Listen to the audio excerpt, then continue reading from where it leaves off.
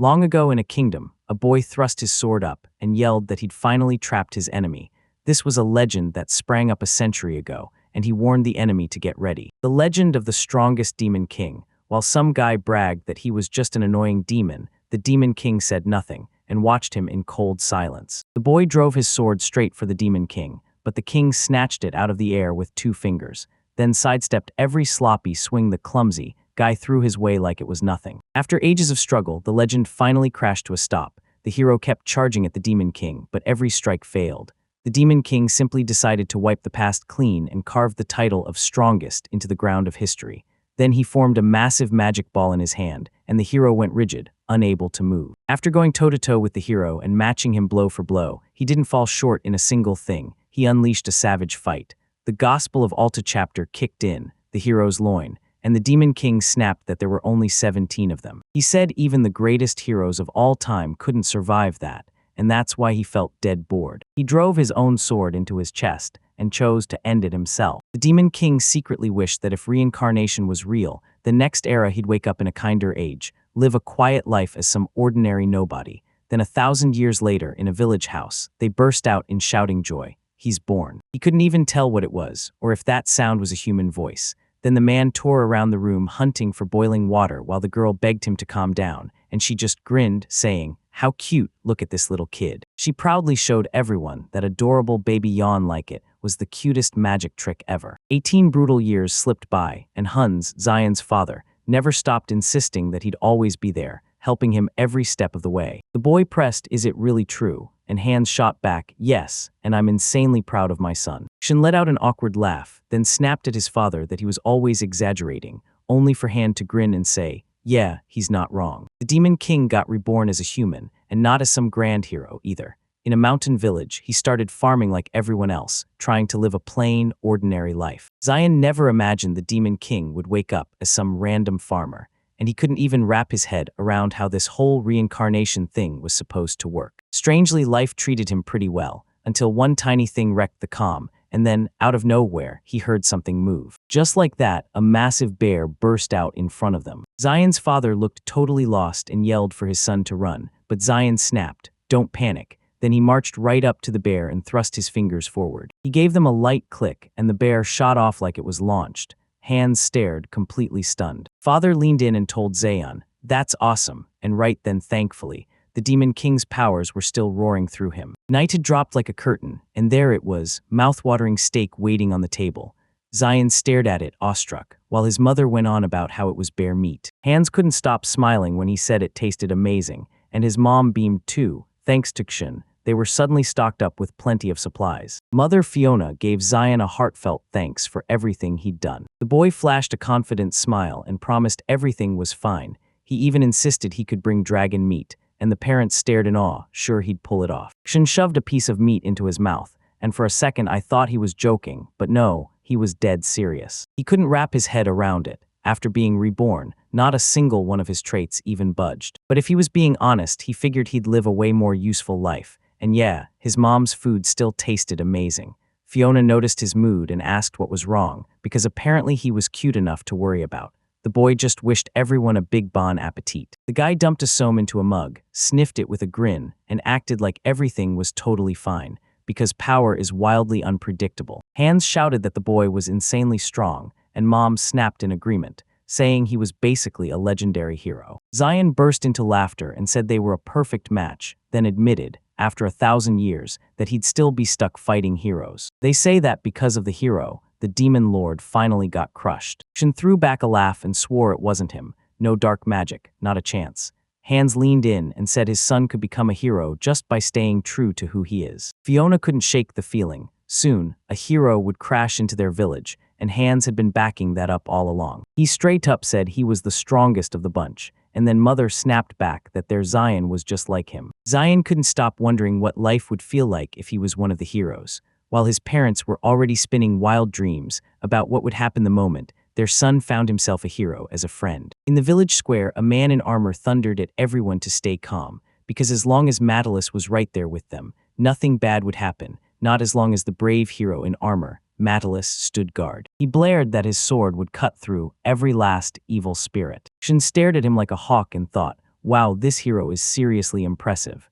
Then the hero shot back, "Enemies don't stand a chance against my sword." The old man stepped up and admitted he never thought the hero would actually make it, while Matilda calmly told the village chief that it was only natural. The hero told everyone that his intel had flagged dark energy creeping into this village, and the chief gasped, swearing he couldn't believe it, until Matilda stepped in and said, "Don't panic. There's nothing to worry about." The hero announced, "I'm the 78th hero, and you'll never find another like me." And Matilda fired back that with one swing, he'd wipe out every last shred of evil. Zion whipped around to his father, baffled, and blurted out what the hero ranking even meant. Matalus gaped at him and demanded to know, did this guy seriously have zero clue what the rating even meant? He claimed this was a real certificate from the royal family, stamped to honor the hero's abilities, pure proof that his power and skills were the real deal. Like conquering a neighboring state, landing a top position, or taking on a huge mission, these hero wins get ranked in a slick rating system. The hero and his whole crew get handed certificates,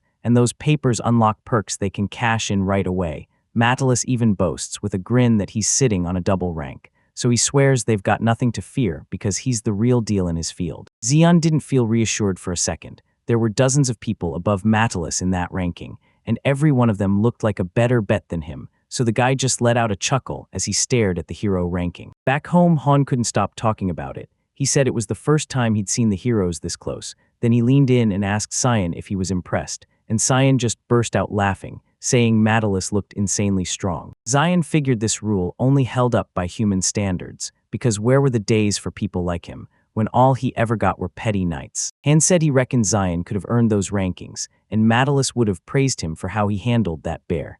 Then the guy just chuckled the most awkward laugh. Zion thought's comeback hit like a thunderclap. While he was reincarnated, the world had changed hard, and now even ordinary people were being thrown into the fight against demons. He believed that a knight became a real hero only by battling the demon king, but then it hit him. There weren't any heroes left like that anymore. Anyone can play the hero these days. Zion spun to his father and blurted out thanks, and Hans froze, utterly confused, asking why Zion was thanking him.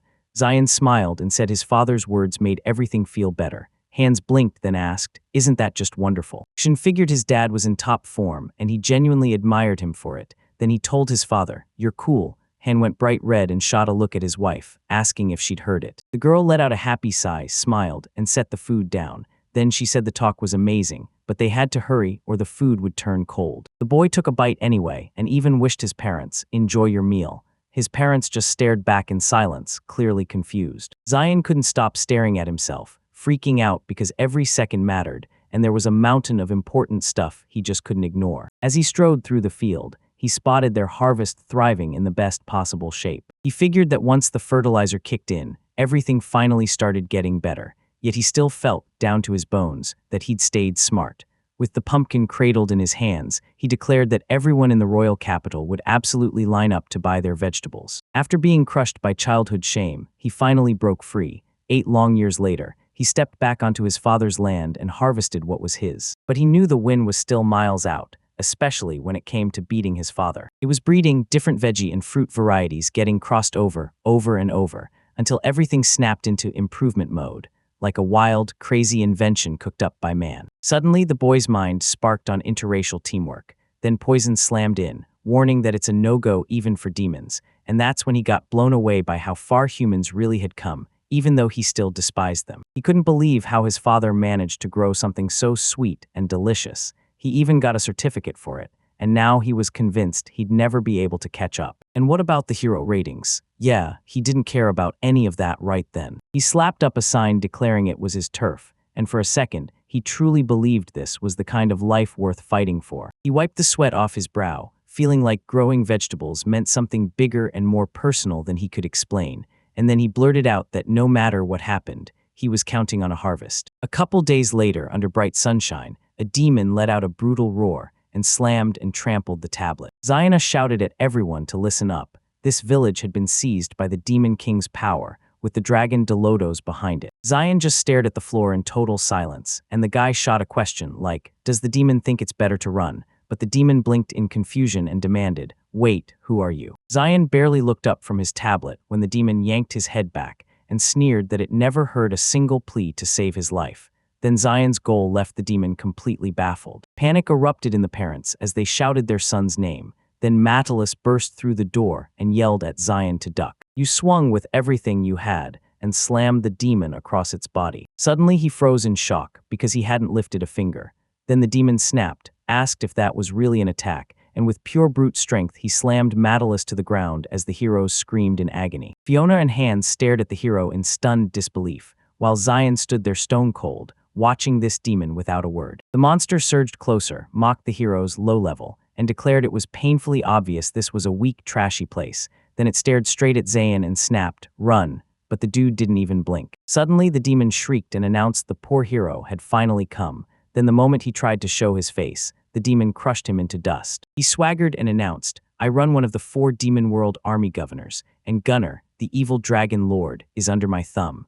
Then he grinned and declared himself the Hell Dragon of the 72nd level of Hell Delodos. He called Zion a fool and barked that everyone is born fragile and weak, then leaned in and demanded if that truth humiliated him. He shot out his hand and swore the thunder of hell was on its way, then said he'd tear everything apart with his own claws. The demon shrieked, cursing them all with death. Shun cocked his fist and snapped at the demon to shut up. Then the thing crumbled into dust on the spot, and Xing demanded he apologize for what he'd said. He let out a heavy sigh and told the demon, "You better know whose land you're stepping on." Inside the house, the boy spotted a letter on the table and demanded to know what it was. Turns out they were celebrating his wins, calling out his talent, and handing out Zion points for bravery, because now he's sitting in 38th place on the ranking. The boy figured out the hero's rating, then blurted out in total confusion, "Wait, what does this have to do with us?" And his parents went pale fast, asking, "What are you even saying?" Right after that, they dove on him with pure joy, shouting that this was unbelievable,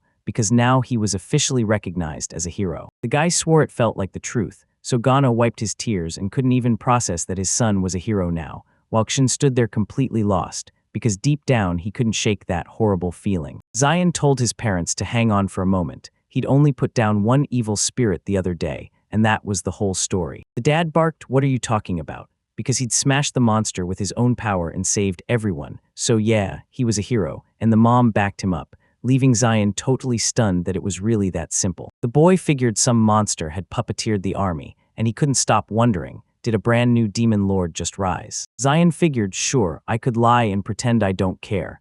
But the truth was, he wasn't connected to any of this, and he just didn't want to keep going. He sprang out of his chair and caught his parents' bright, excited smiles, like they couldn't wait for what was coming. Then he asked, "What's going on?" Fiona snapped to her husband, asking what they were going to do. Then he fumbled out a confused reply, tried to explain, and immediately got shut down as the parents completely ignored him, only focusing on one thing: they needed to buy armor. He forced a nervous smile and thought, back in those days when he dreamed of becoming a real man, he never wanted to live by anyone else's script about how a man was supposed to act. All he wanted was a peaceful life on the family farm, just silence and work. Then he glanced at his parents, still holding hands, whispering sweetly like they couldn't wait to celebrate the good news. He gave a small, uneasy smile, and realized there was nothing left for him to do about it. After a while, the whole village packed into one spot, tears already burning in Hans's eyes as he confessed his dear son was gone, and the village chief shouted that everyone was praying their boy would find success. Mom shoved a cloth-wrapped box of food into his hands with a huge smile,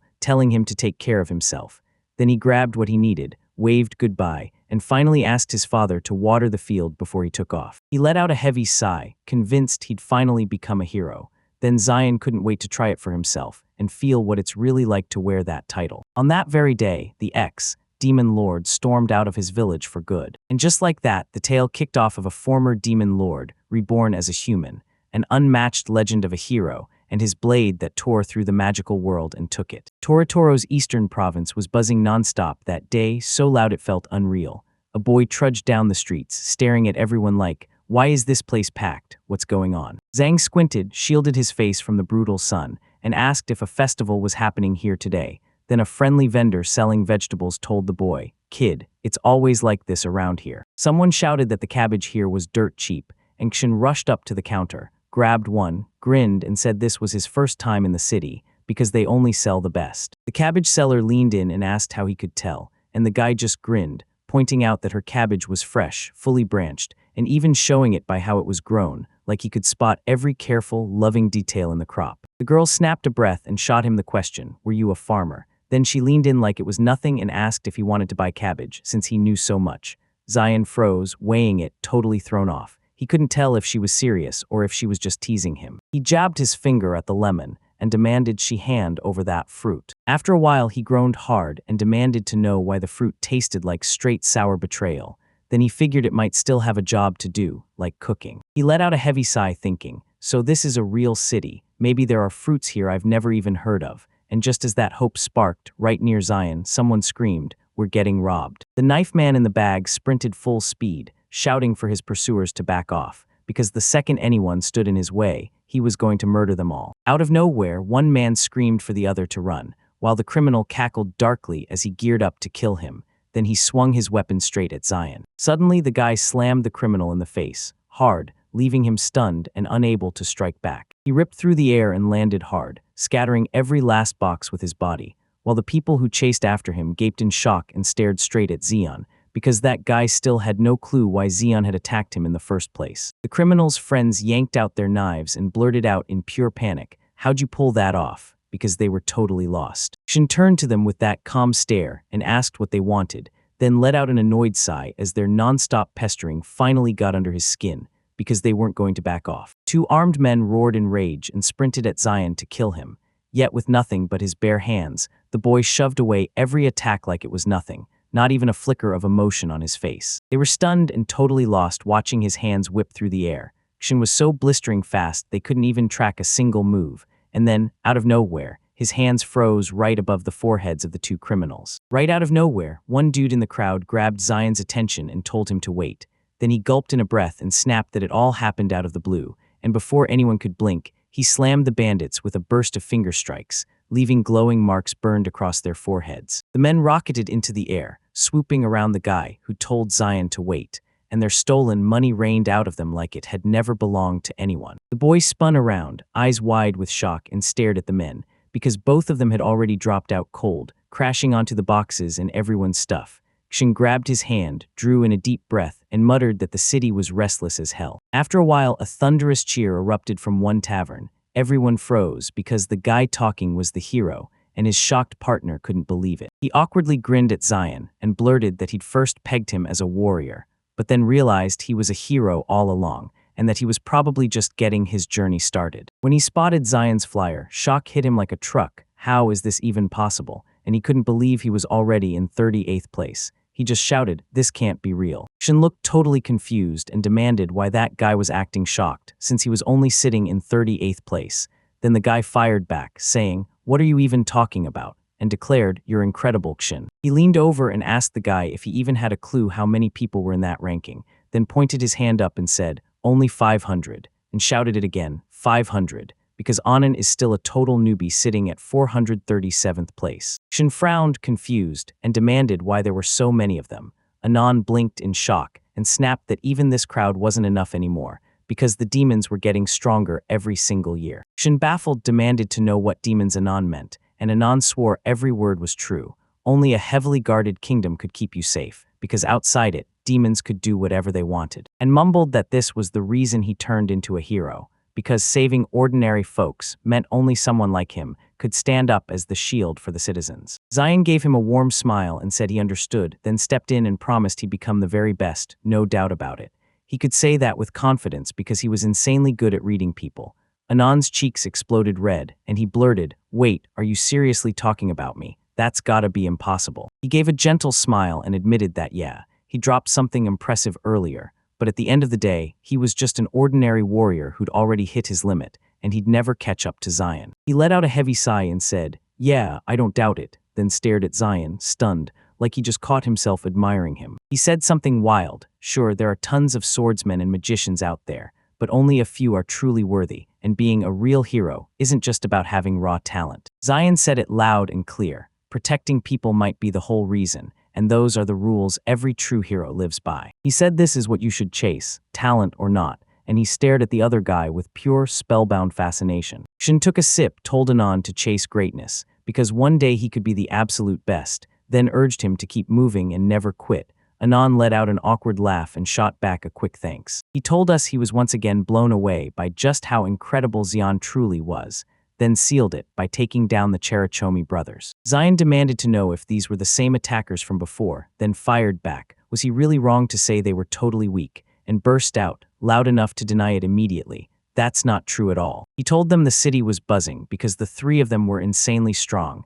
Yeah, they weren't demons, but they still wrecked everything by robbing people and killing them in cold blood. Anon said this is exactly why he chose to stay there, because he was hunting the Cherikomi brothers, and Zion even hyped him for it. Right after that, he tore into a shashlik bite and stared straight at Anon. The guy told him that Zion helped him believe in himself, and he couldn't be more grateful. Anon got fired up, and Zion couldn't stop smiling at him.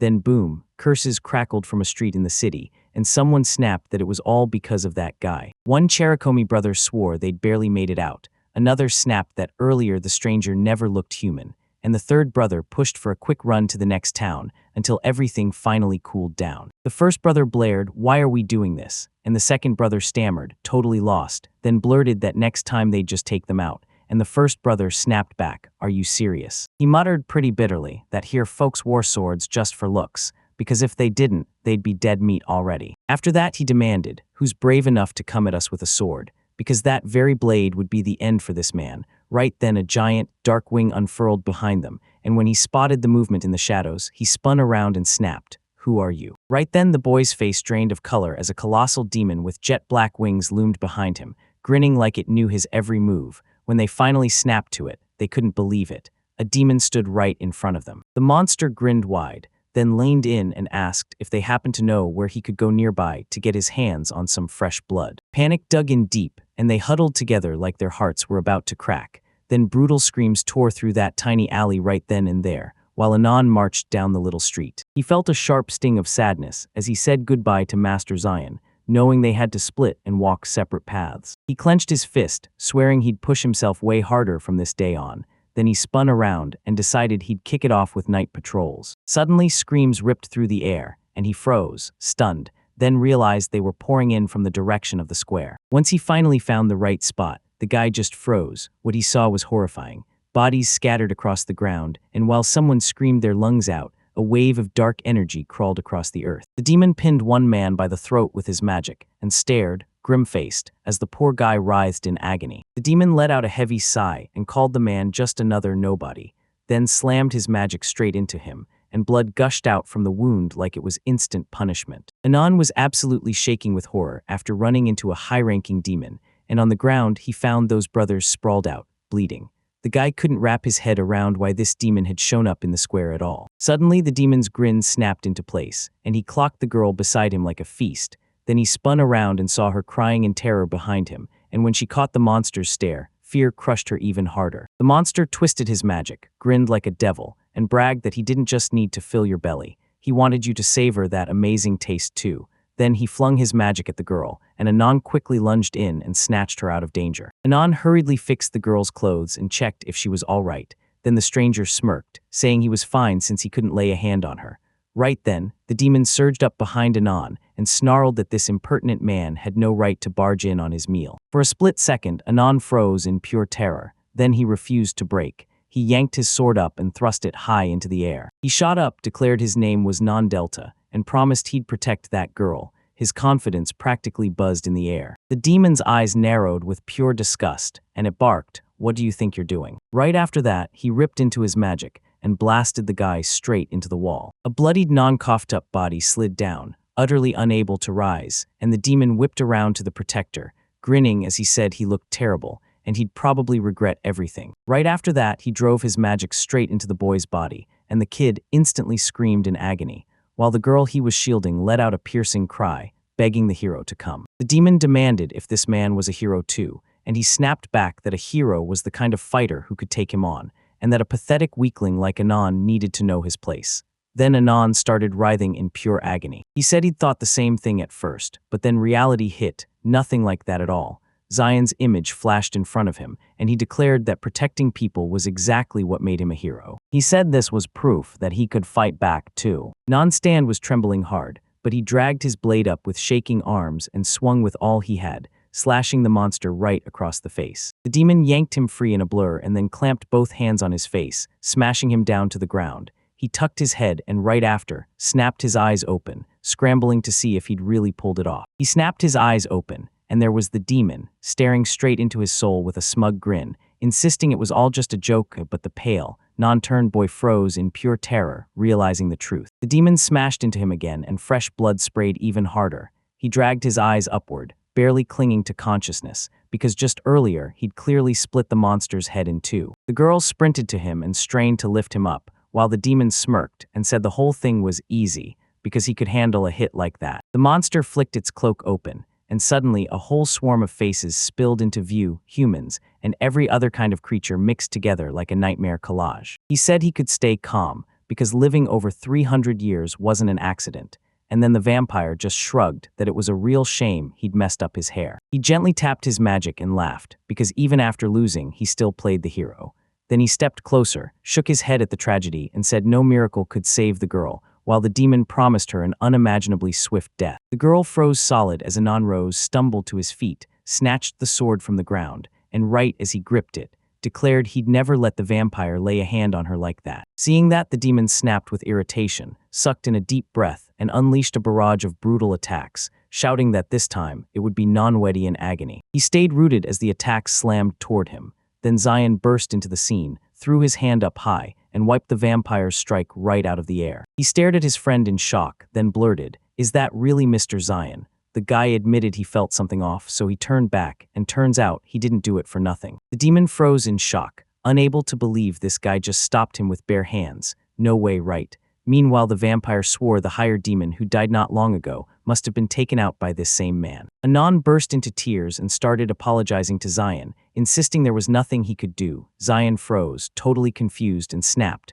"What are you talking about?" Then Anon choked out the truth. If his friend hadn't been there, that girl would already be dead. He flashed a sweet smile and told Anon to stand tall, because from here on out he could finally call himself a real hero. Then those words broke Anon for good, and he started crying even harder. The demon erupted in loud laughter and bragged that it was absolutely perfect for someone like Zion, just a nobody. The guy shot the monster an ice-cold stare while the vampire beamed and said the guy looked painfully down.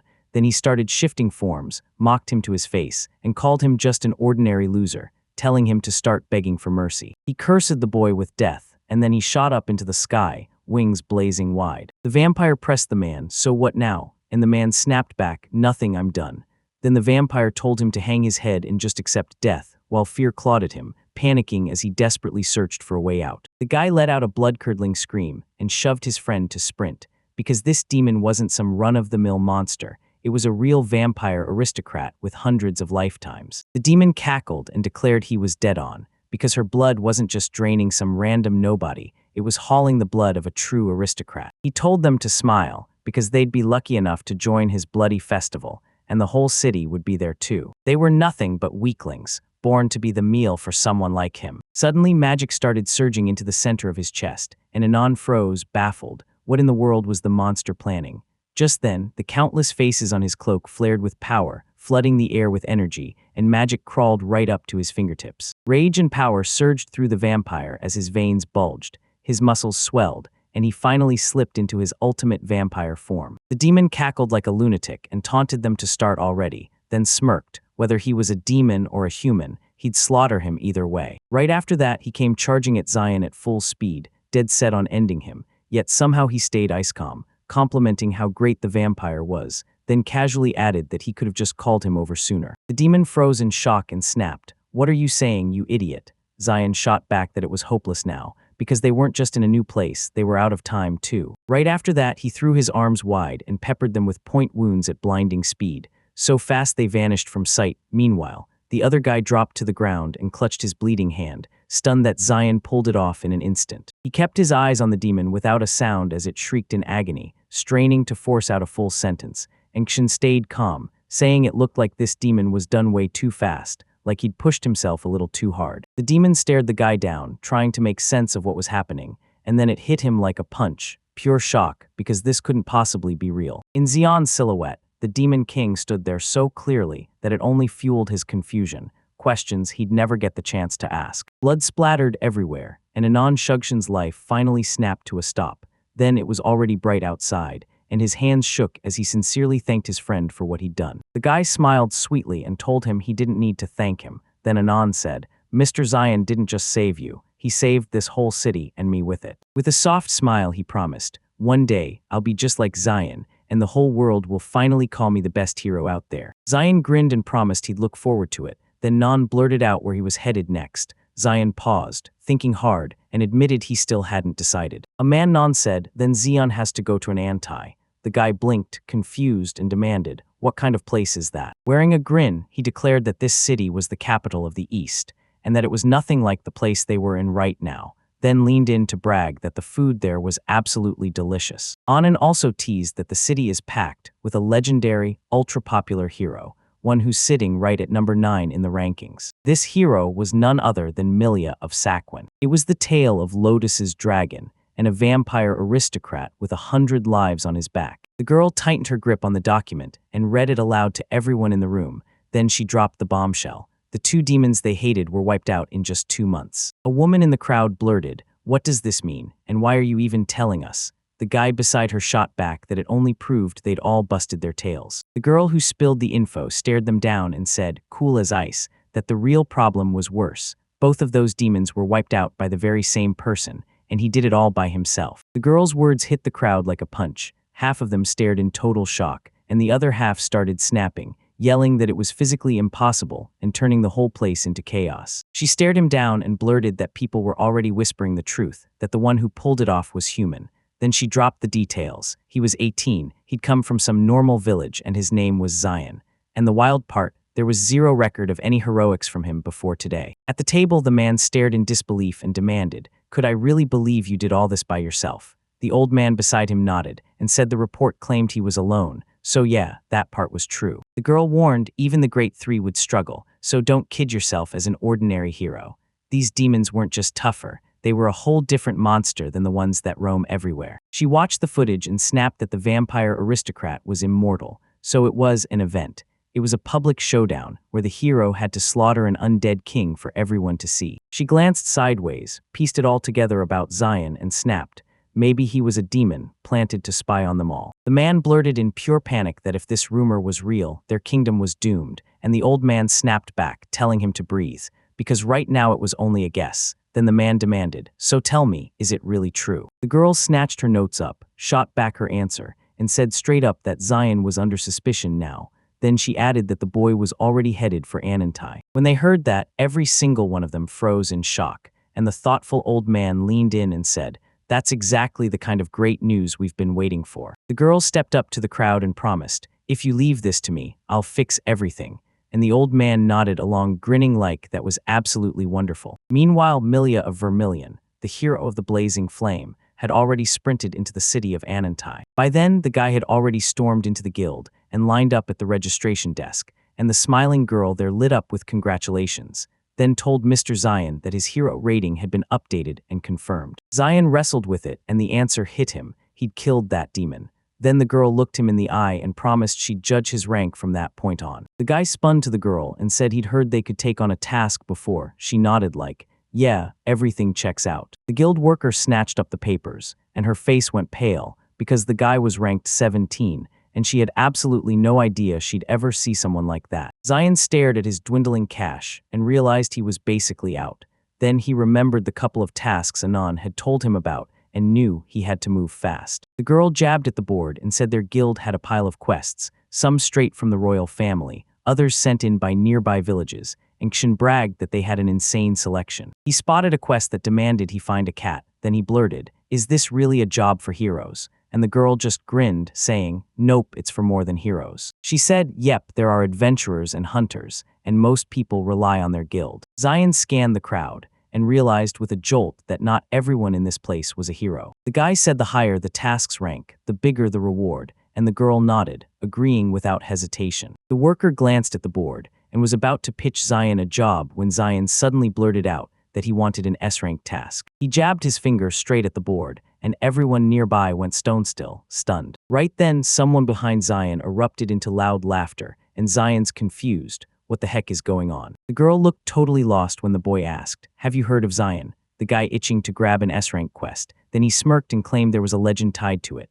Right beside him stood the hero Masa and the hero Yasu, and the boy was their leader, ranked 87th, dead serious, solid as stone. Zion froze on the spot and snapped, asking if he'd done something wrong, and Solid shouted right back, telling him to talk with respect. He jabbed a finger at his chest and bragged that he was ranked 87th in the hero rankings, Captain Solid. Then he leaned in and flashed a smug grin like he owned the whole city. Solid grilled Zion, asking if he even knew what he wanted. Then Zion admitted it was an S-rank quest, the toughest, highest-tier mission there is. He jutted his finger at Zion with pure arrogance and barked that Zion would never be for amateurs like him. Solid figured the man was just some villager, so he leaned in and asked where he came from. Zion lit up and said, Nanana Village. When the boy heard that Zion was a country pumpkin from Nanana, he burst into loud laughter, because he already knew there was nothing there except mountains. Zion's eyes sharpened into something far more serious. He stared him down and demanded, Say that again, what did you just say? Solid blinked, totally thrown by what he was seeing. He snapped his hand onto Zion's cheek and demanded, in a voice like thunder, how Zion ever dared talk to him that way. Shin tossed out the idea of just asking,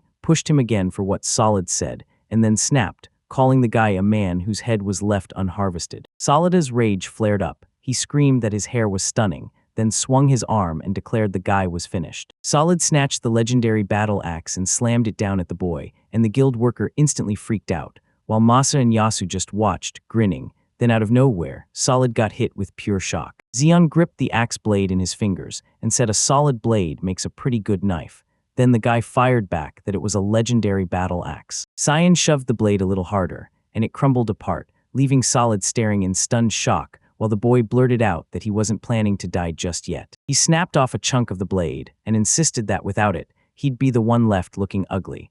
Then Zion told the boy he could finally start over from the beginning. Zion hurled the shattered piece at Solid, cracking him loose so hard the boy got slammed backward, tore straight through the wall with his own body. Shin froze on the spot, blurting that it was an accident, but the girl beside him looked like she'd just seen a disaster. The guy snapped into damage control, promising he'd make up for everything. She only had to tell him how. Right then, someone cut in, barking that they needed to wait. The guild worker and Zion snapped their heads toward the new guest, only to find a girl standing there, rambling that she hadn't been here in ages, and pointing out a fresh hole torn right through the wall. Milia stared at the boy and demanded to know why he'd kick off a fight over an S-rank quest. Then she shouted Zion Ishtar's name at the top of her lungs. The girl grinned and told him she'd watched the guy in action, then swore it was a masterpiece. Zion stared at the girl and demanded who she was, and how she even knew his name. Then, right at that exact moment, a guild worker across the hall called out Milia with a bright, teasing smile. The worker muttered that the girl was finally home, and it snapped her attention like a lightning strike. Guild members started whispering like it was official, Melia herself, sitting in 7th place. Amelia walked up with total confidence and introduced herself as Amelia Vermilion, then proudly announced she was ranked 7th in the hero rankings, and told the guy, this great man like him, that she'd come to meet him. Zan shot back the same info he'd already heard from Anon about that girl, then demanded from Milia what she wanted. She promised to answer straight, and right then she called Zion's name. She stared at the boy and demanded to know if Zion was siding with the demon, while the others just stood there, watching in deadly silence. Zion asked what would happen if it really came to that, and the girl answered coldly, she'd kill him. Right then Milia shot forward like a blur, barreling straight at Zion, who just stood there, frozen in place. She marched up to the boy, yanked the sword from its sheath in one smooth motion, and when she did, the blade suddenly felt hauntingly familiar to Zion. Melia slammed Zion to the ground, and snarled while her sword hovered over him as the boy lay still on his back. The guy demanded to know why she stopped, and she shot back with a question, like, are you really human? Right then Melia fired off a question at the knight, what the hell happened? And you answered straight up, a demon attacked them. The girl spun around, eyes wide, and ordered the knight to spill everything.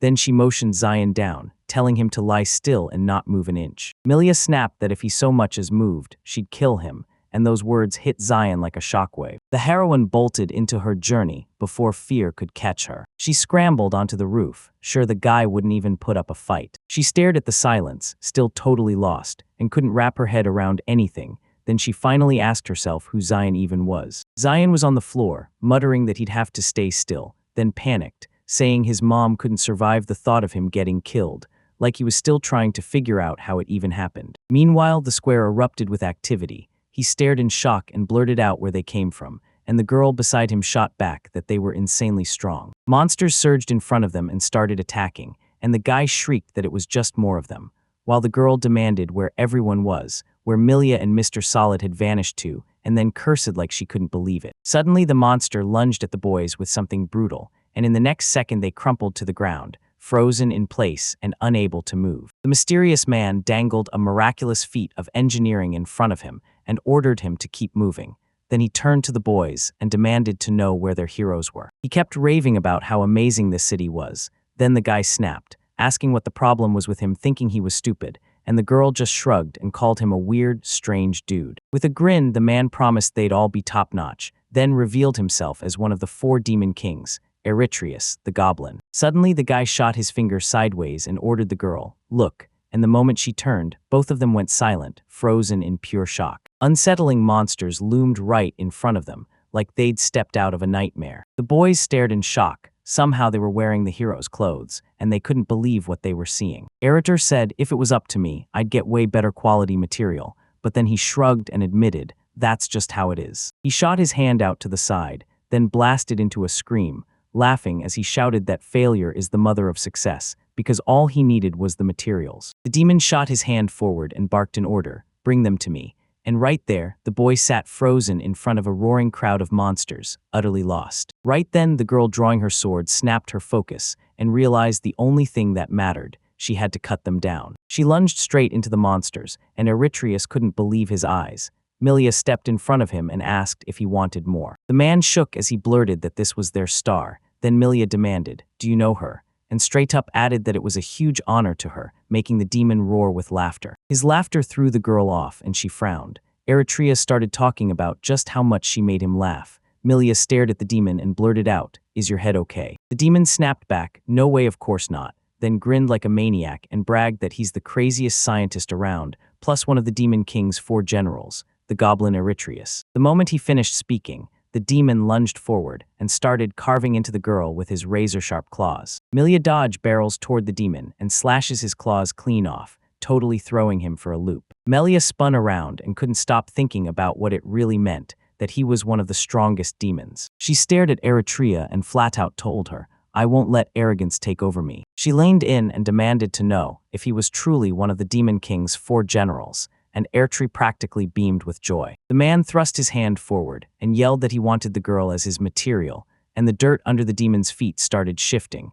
Then a massive monster ripped awake beneath him, and he cackled like it was all working perfectly. A massive monster erupted from the ground, demons perched on its head while they cackled like it was a joke. Then the girl stared at it in stunned terror. The demon bragged that this masterpiece is packed with heroes and 3 whole cities, and then casually dropped that there are over 10,000 more materials waiting to be discovered. Eritreus burst out laughing with a grin so wide it lifted his whole mood, while Melia snapped in furious rage, demanding the demon shut up. Suddenly, attacks blasted out of one of the monster's holes, and the girl jolted in panic, scrambling to dodge at full speed. She whipped her head around and spotted the gunshot's deadly afterimage lingering behind her. The demon laughed, saying it was unreal. He just couldn't wrap his mind around how he'd completely missed it. He snapped his frown and admitted he felt a bit sorry, but he couldn't help feeling relieved that the materials were finally enough, because Milia knew that if things kept going like this, the demon would tear through and destroy the city. Milia wrapped her blade in crackling energy, drawing it from the flame of the dragon's sword,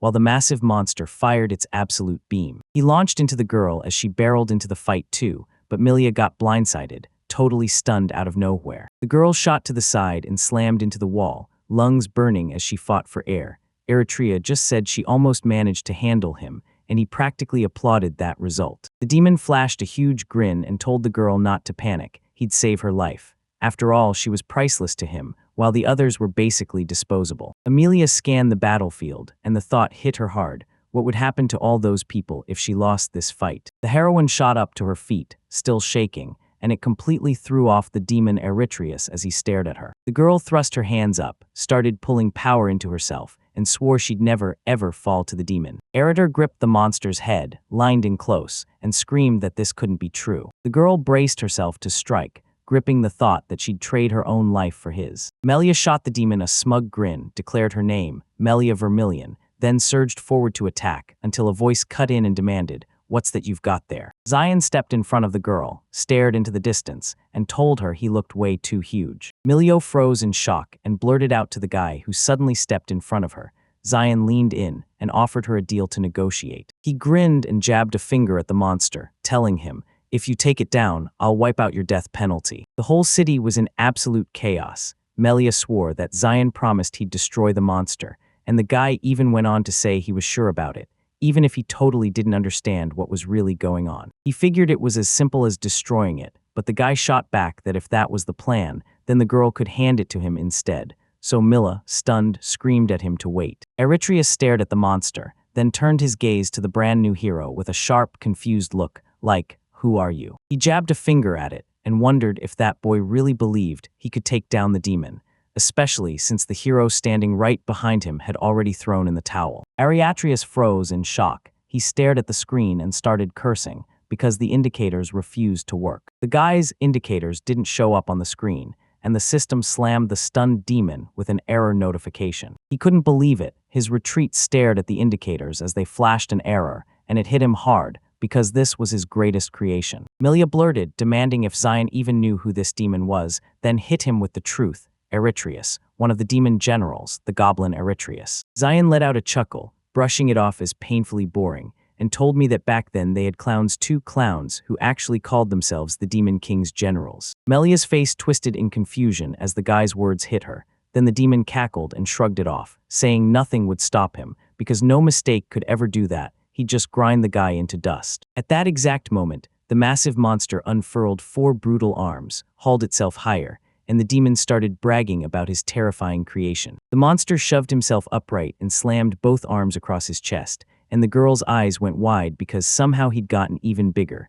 so she blurted out, "Okay, how are we supposed to beat him?" As the demons began gearing up for their next strike, an enraged Erder roared that he'd wipe it out. He locked onto the heroes ahead and blasted the maximum death ray straight at them. Shin snapped his hand up in front of him right then, and it totally caught Melia off guard since she was standing behind him. The death ray blasted past the boys, and it slammed into the heroine instead. She crumpled to the ground, stunned. The demon stared at the hero like, "Wait, what just happened?" Because that guy was still standing. Panic hit him as he figured Zayon must have caught the blast with his bare hands. Zayon calmly dropped his hand, and right then Melia snapped in shock, demanding to know how he pulled it off. Airtree shot his hand up high and barked with a grin, certain it wasn't some dumb mistake. Then he slammed his fist on the giant button, declaring this wasn't the end. He chose the hellish death ray, cranked to 120%, and the guys stared in shock like, "No way." Shin scooped up a small stone, declared it was time to end this, and hurled it at the monster.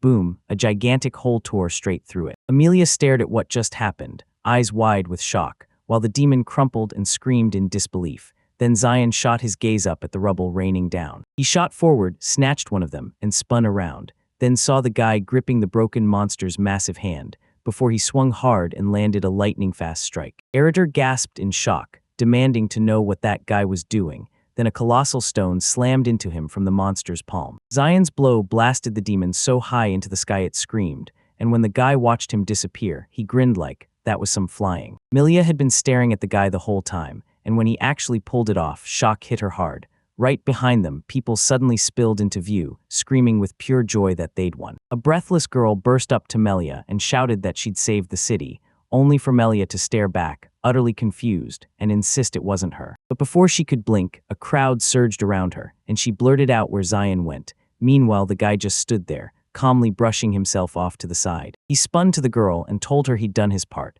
Then the guy waved goodbye as Amelia screamed at him to stop and not leave. Out of nowhere, the girl lunges at Zion, shrieking that she told him to stop, then snatches the totally confused guy by his jacket. Amelia blurted out that she had a ton of questions left, and the guy just stared at her in dead silence. As they scrambled to douse the burning man beside him, Zion locked eyes with the heroine ahead. She wouldn't let him go. Night blanketed the city, and Zion sat down at a laid table, ready for whatever came next. Solid grinned at the boy like, "You're my brother," and swore he believed in him. Then he burst out that the moment he saw Zion, he knew it was true. The kid was built different, seriously strong. Shin scanned the room and muttered that today felt strangely loud, and Solid smiled back, saying everyone was cheering because he just wiped out the Demon King's general. The guy patted Zion on the back and declared that he and Melia were the city's new heroes, right as Solid erupted in celebration, and someone shouted Zion's name. A girl stepped up to him, and Zion snapped that she was from the guild. She immediately confirmed it, praising him like,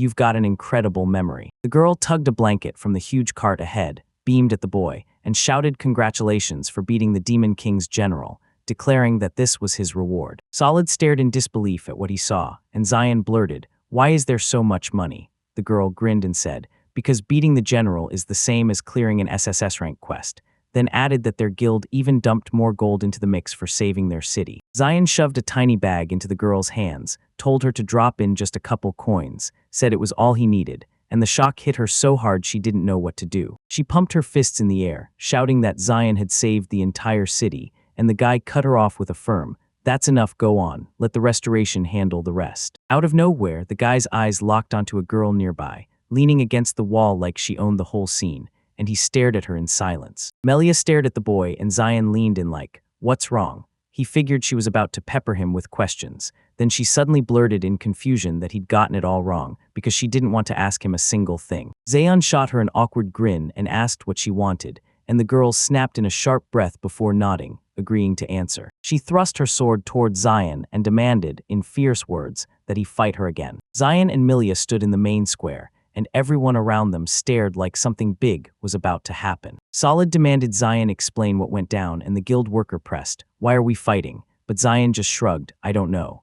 With her sword gripped tight, Melia snapped that this was her way of making it crystal clear, even after a day of giving in. She stared that guy down with pure confidence, blade leveled at his chest, and declared that this was her moment to go all in. Zion stared at the girl, shut his eyes, and admitted to himself that he didn't get people at all. He snapped his hand toward her, beckoning her closer so he could school her on manners. Melia sprinted straight at him, and Zion snapped his eyes to the girl behind him. She was about to strike. He snapped his hand up to defend himself, but the girl vanished into thin air, and the guy swore it was some kind of fire illusion. Melia bolted up behind him and screamed at the top of her lungs for him to get it. She swung her sword, then, in the very next heartbeat, she was sprawled on the ground, pinned beneath the guy who had his fist cocked high above her head. Zan burst out the words, "I won," and right after that, he smashed his opponent with a brutal, game-changing strike. Melia lay pinned to the ground, stunned, as the boy's fists slammed into the earth beside her head. The earth split under their feet, and someone shouted that Zion had won.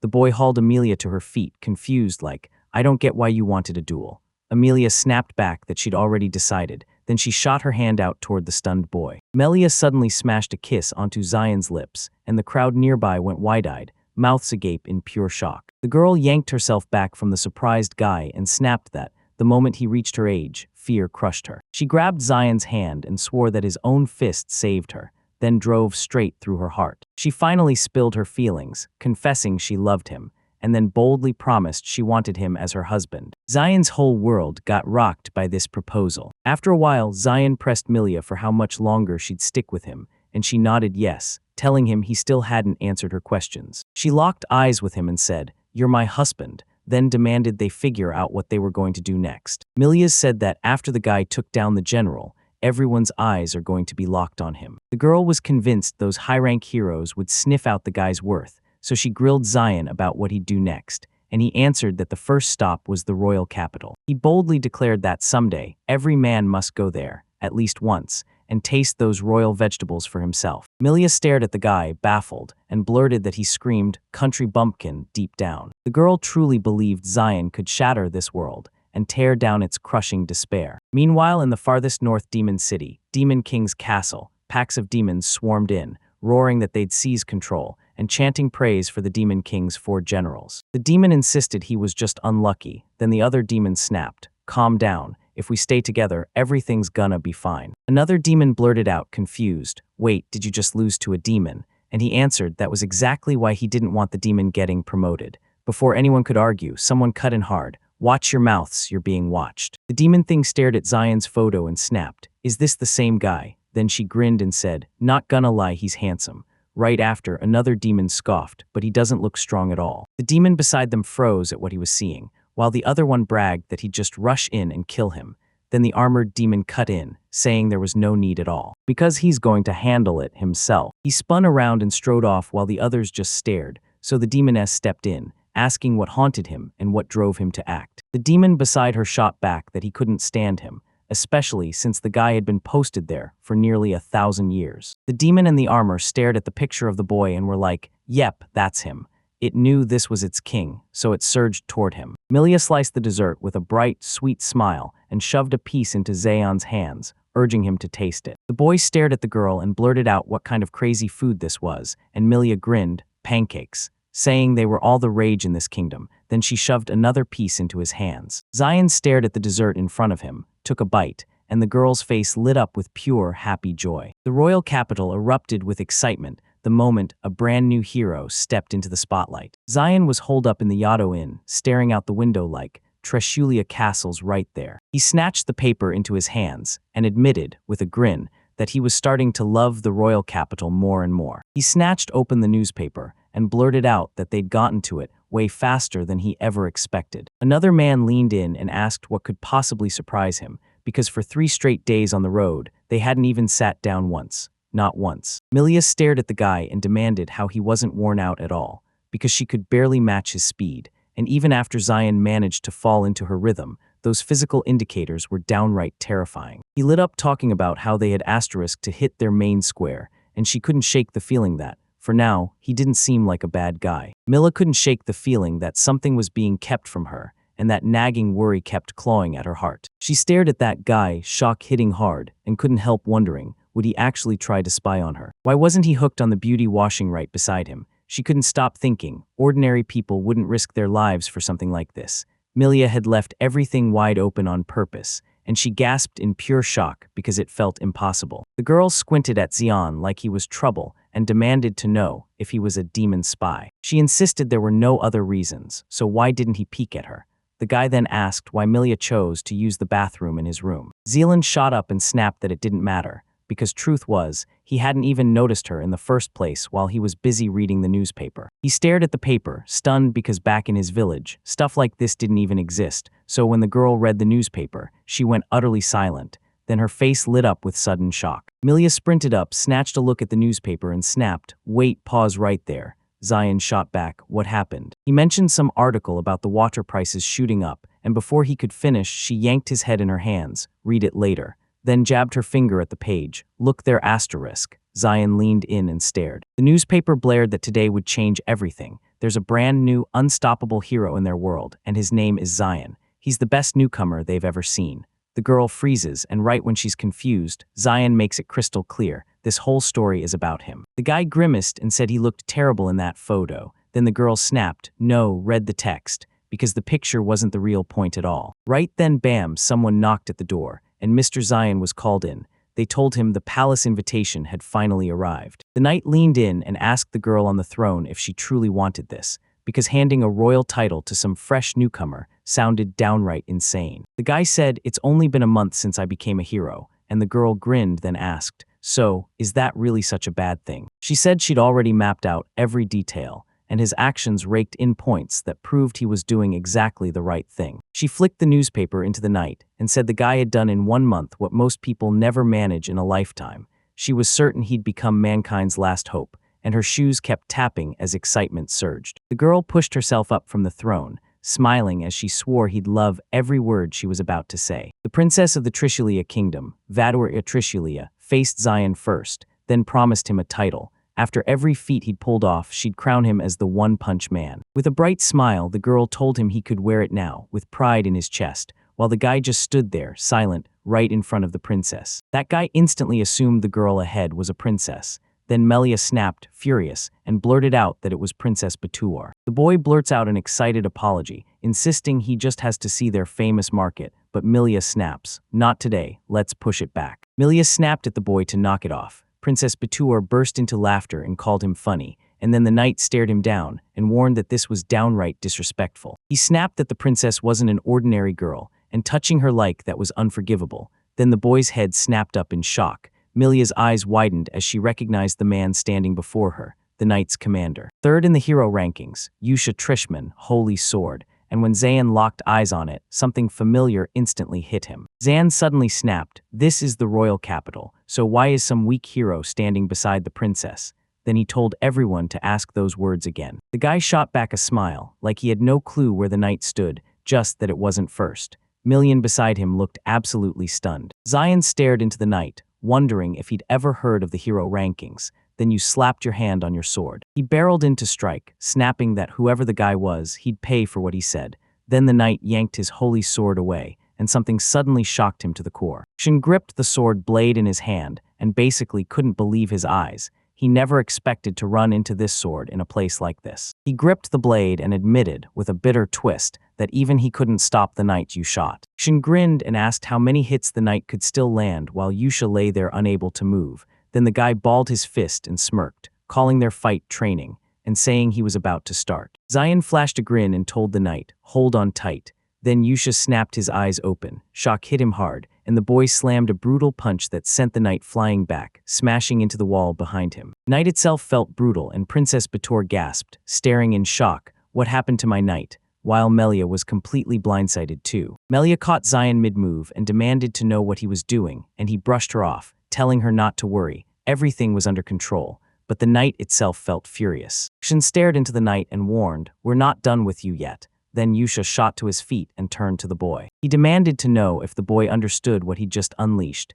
and Melia shrieked at Zion to stop, right now, before it turned into something far worse. Knight Yusha suddenly erupted in a loud curse, screaming that the princess's suffering was all because of Zion. Princess Bator spotted a tiny wound on her hand. Then the knight raged like a storm, screaming that Zion deserved nothing but death. The princess knight hoisted his sacred sword over his head, unleashing a 1,000-blade sword attack. Zan's stomach dropped, something felt painfully familiar. Then Yusha snapped and shouted what kind of cruel harm this was to the princess. Shin found himself ringed by a wall of blazing swords, and the knight came charging in, warning the boy not to even hope this would end quickly. Melia burst out excitedly, telling the boy the words to unleash the knight's most powerful technique, and Shin's eyes lit up, because it was said to be the technique of 1,000 swords. Zion felt it wasn't some cheap optical trick, and with a grin on his face he said, "Trust me, this is already getting exciting." Right as they moved, everything just suddenly froze, like the guys hit a wall out of nowhere. Bator suddenly popped up between them,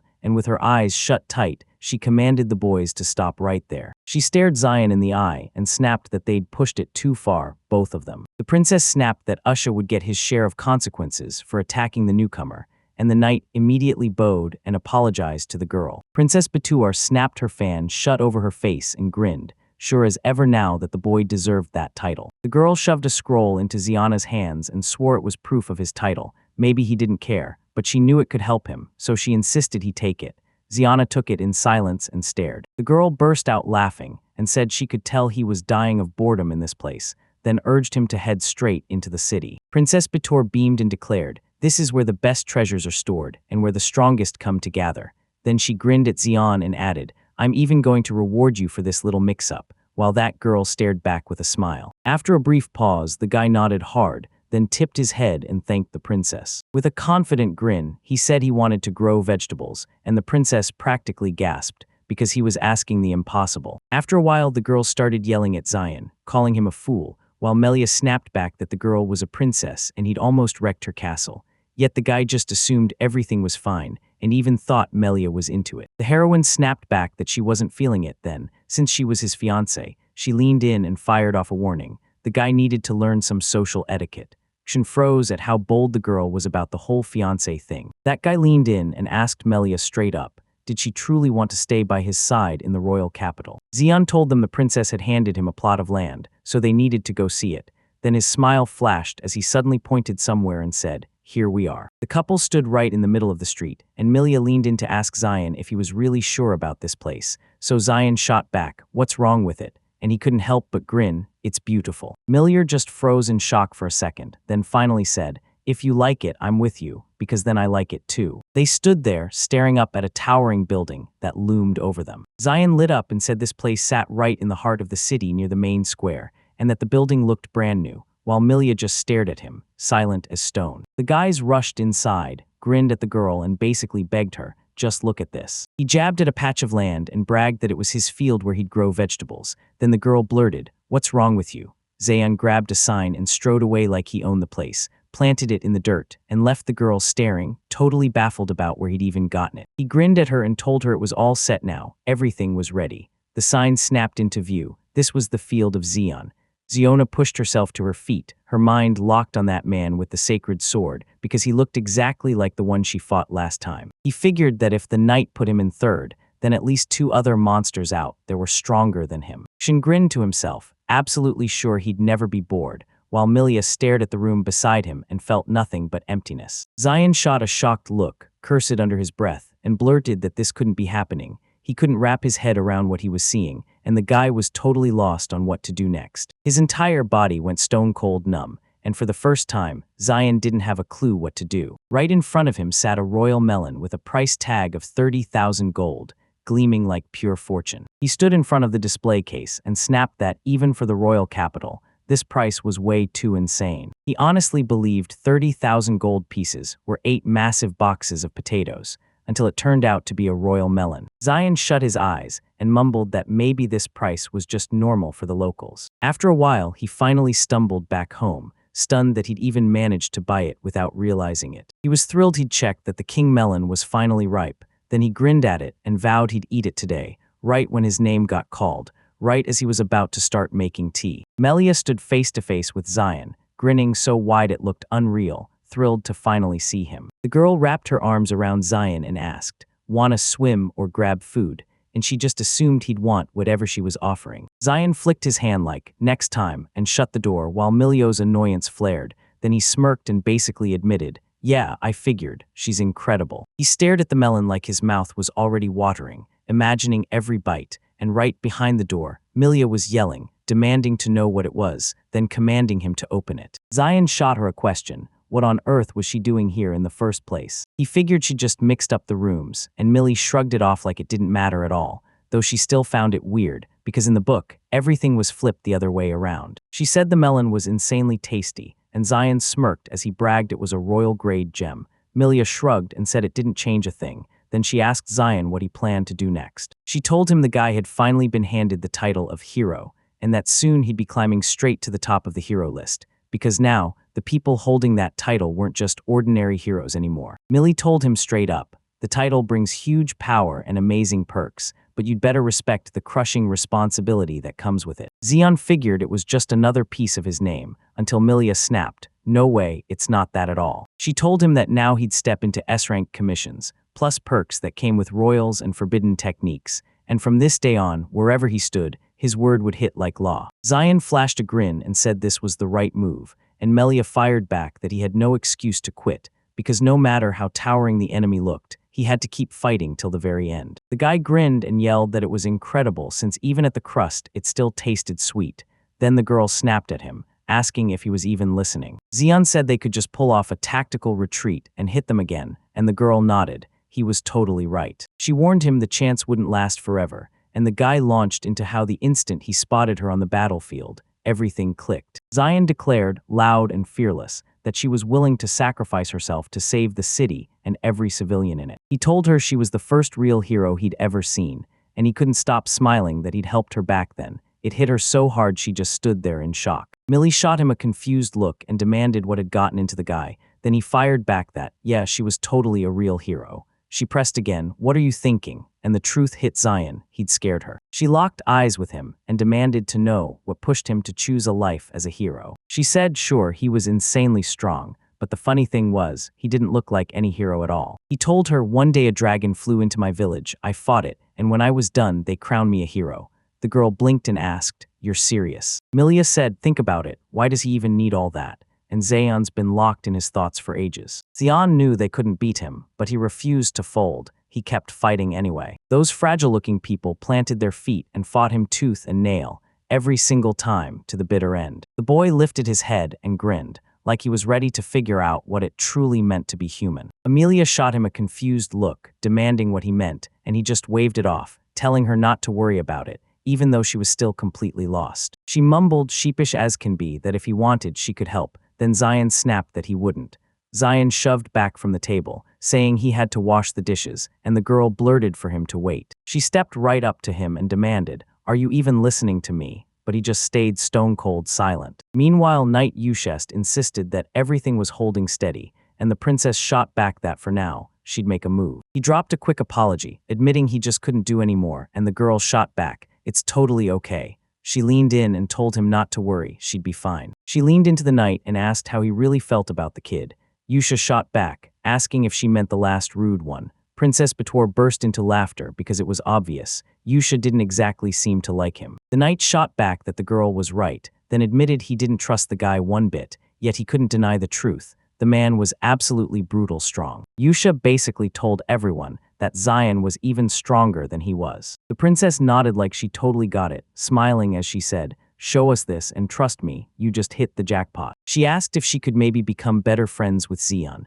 Then the knight cut her off, saying no and refusing, trying to warn her about the guy. But bam, he got interrupted by someone shouting that it was urgent. "Go ask the knight what happened, right now," he demanded, and he warned him not to forget he was standing before the princess.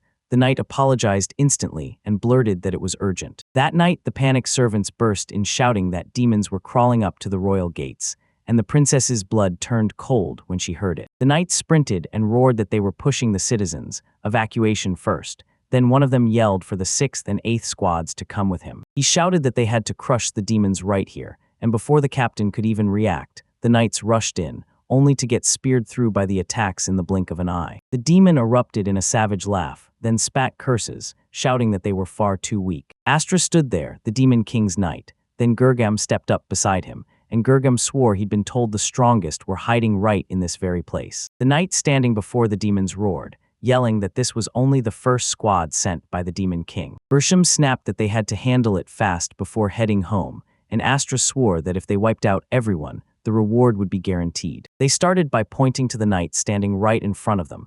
Then the demon tore into him, screaming that he should die. Right when the demon surged forward, a knight slammed in front of him and blocked the attack. Then Yusha snapped, "So what are the demons doing in my country?" The knight shouted to the commander, demanding to know why he'd done it. And when the demons caught word that he led the knights, Astra leaned in and asked if this was the hero who'd taken 3rd place. The demons snatched up their weapons and bragged, "We're lucky, because we can crush this whole kingdom right now." Astra claimed, "I'm the demon king's sword," while Gurgam stood there as the demon king's spear. They walked up to Yuzia and declared, "You're facing us today," then immediately shot, "So, are you ready?" The demons surged in to strike, shrieking that they'd tear each other apart. "So brace yourself, the attack is coming." In the next heartbeat, the knight slammed his blade and dropped 2 demons in one swing, so fast they couldn't even process that they were already defeated. You asked if they knew who those knights were, and he spat, calling them demonic scum that didn't deserve the name. The knight behind the thoughts you show. It's brutal, and he wiped out 2 higher demons in the blink of an eye. Knight Yusha whipped around and demanded, "Are you okay?"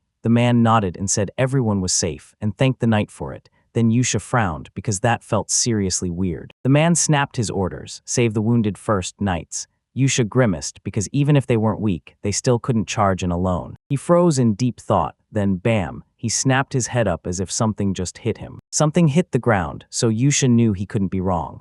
Right there stood a demon in armor, begging its master for forgiveness for the crushing weight. The demon snatched the sword and whipped it toward the knight in a blur, then slammed home a devastating strike. "You fought to defend yourself with everything you had." The demon unleashed a curse on the demon back, calling him a human to his face, and declaring, in cold words, that he didn't need him at all. The demon leaned in and declared that he only had one mission: hunt down the demon king. Milia pressed the boy, asking if he'd really decided to grow a melon. Zion nodded hard, saying he could only afford to plant it for now, and Milia just hoped it would burst into something huge and sweet. Milia hooked her hands on Zion's shoulders and asked how he felt about meat, and Zion just looked back and said, "Of course I do." He demanded to know why she needed it. Then the girl bolted away grinning, claiming it was almost dark. She waved him good night with a book in her hands, one that promised how to find love. Meanwhile, Yusha stared down the demons and the armored figure, who laid out what it really meant that the guy was the commander of the knights. The knight caught the dark aura in an instant,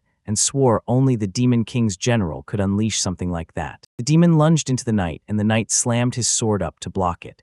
Then the demon general barked at the knight to reveal where the demon king was hiding, asking where, as if it didn't matter because the general calmly said, "Don't worry, I get what you mean." The demon shoved his blade down even harder and dared the knight to face it the hard way. Yusha fought back with everything he had, and the question burned in his mind. If he was one of the generals, why was he ridiculously strong? The knight shrugged off the blow and sprang back, while the demon king's general lifted his arm to strike again, and Yusha realized with a jolt that not everyone had made it out yet. The demon shrieked for the boy to die, then slammed him with a brutal, bone-rattling blow. The knight swung his blade with a thunderous hit, and the force snapped everything back. Then the commander shouted his name at him. The demon looked the hero in the eye and said he understood every last thought.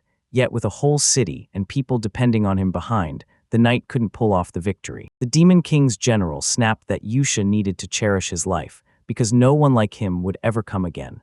The kid stared back and demanded to know why, since he couldn't wrap his head around it. In the very next heartbeat, tears tore loose from the demon's eyes. The demon crumpled to his knees, flung his hands toward the sky, and yelled for the Demon King, demanding to know why this happened as his cries tore through the air. He clenched his fists as he ranted about their greatest Demon King, the strongest demon of them all, and crowned him the peak of perfection. Yusha stared at the demon, totally baffled, and thought, "What are you even going on about?" Like he had to get the truth right then. The knight stared at the demon in stunned silence, because he couldn't wrap his mind around how it kept growing bigger. The general kept calling the Demon King again and again, grilling him with questions, and the knight could hardly swallow it, because the demon's rage made him hit even harder. He lunged at the knights, still spinning with the question, why wasn't the Demon King coming for him? The general kept screaming about the Demon King, insisting he couldn't breathe without him, while Yusha watched in horror, thinking the demon's obsession would wipe out the entire city. The general roared about the Demon King, then charged right back at the knight in front of him,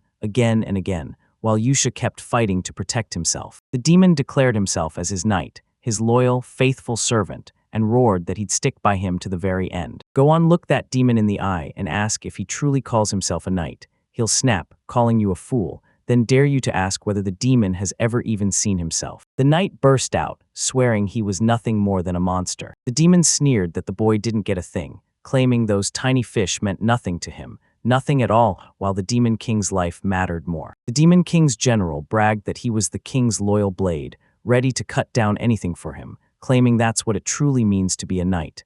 Then Knight Yaoxia shot back at the demon, saying they were nothing alike and that they'd never truly understand each other. Knight Yusha kicked off his speech, saying knights are like a shield and a sword for ordinary people. He swung his sacred blade and roared that he'd never let that demon stain the knight's shining name. The Demon King's general went wide-eyed. Yusha swung the holy sword and unleashed his 1,000 sword technique, and the demon staggered in shock. In the very next heartbeat, dozens of swords closed in around him, and Yusha stared the demon down, declaring the sacred blade faced nothing but a clear path ahead, one swing that would obliterate every evil spirit. Thousands of swords slammed into the Demon King general's body, then his head tore free and flew off his shoulders. The knights erupted in joyful cheers, victory at last, while the boy stared at the demon's head and felt it wasn't over, then snapped his gaze away, already knowing he had to move aside fast. A demon's hand whipped past the knight and melted into a slick, liquid blade, then it surged straight at him, and the guy snapped his sword up to fend it off. When the knight clashed with the demon, a brutal shockwave erupted, tearing through everything in its path. Half the city lay in ruins, and the knight screamed that it was all over, because if this kept going, the demon was going to wipe the whole place clean. The slime surged toward the general and clung to his head, then his laughter erupted like a busted horn, and after a few tense moments, the demon snapped back into one piece. The knight captain swore the demon was healing, and Yusha felt every word match exactly what he'd been thinking. The general was an immortal knight, and Yusha finally pieced together everything he'd read in the hero handbook.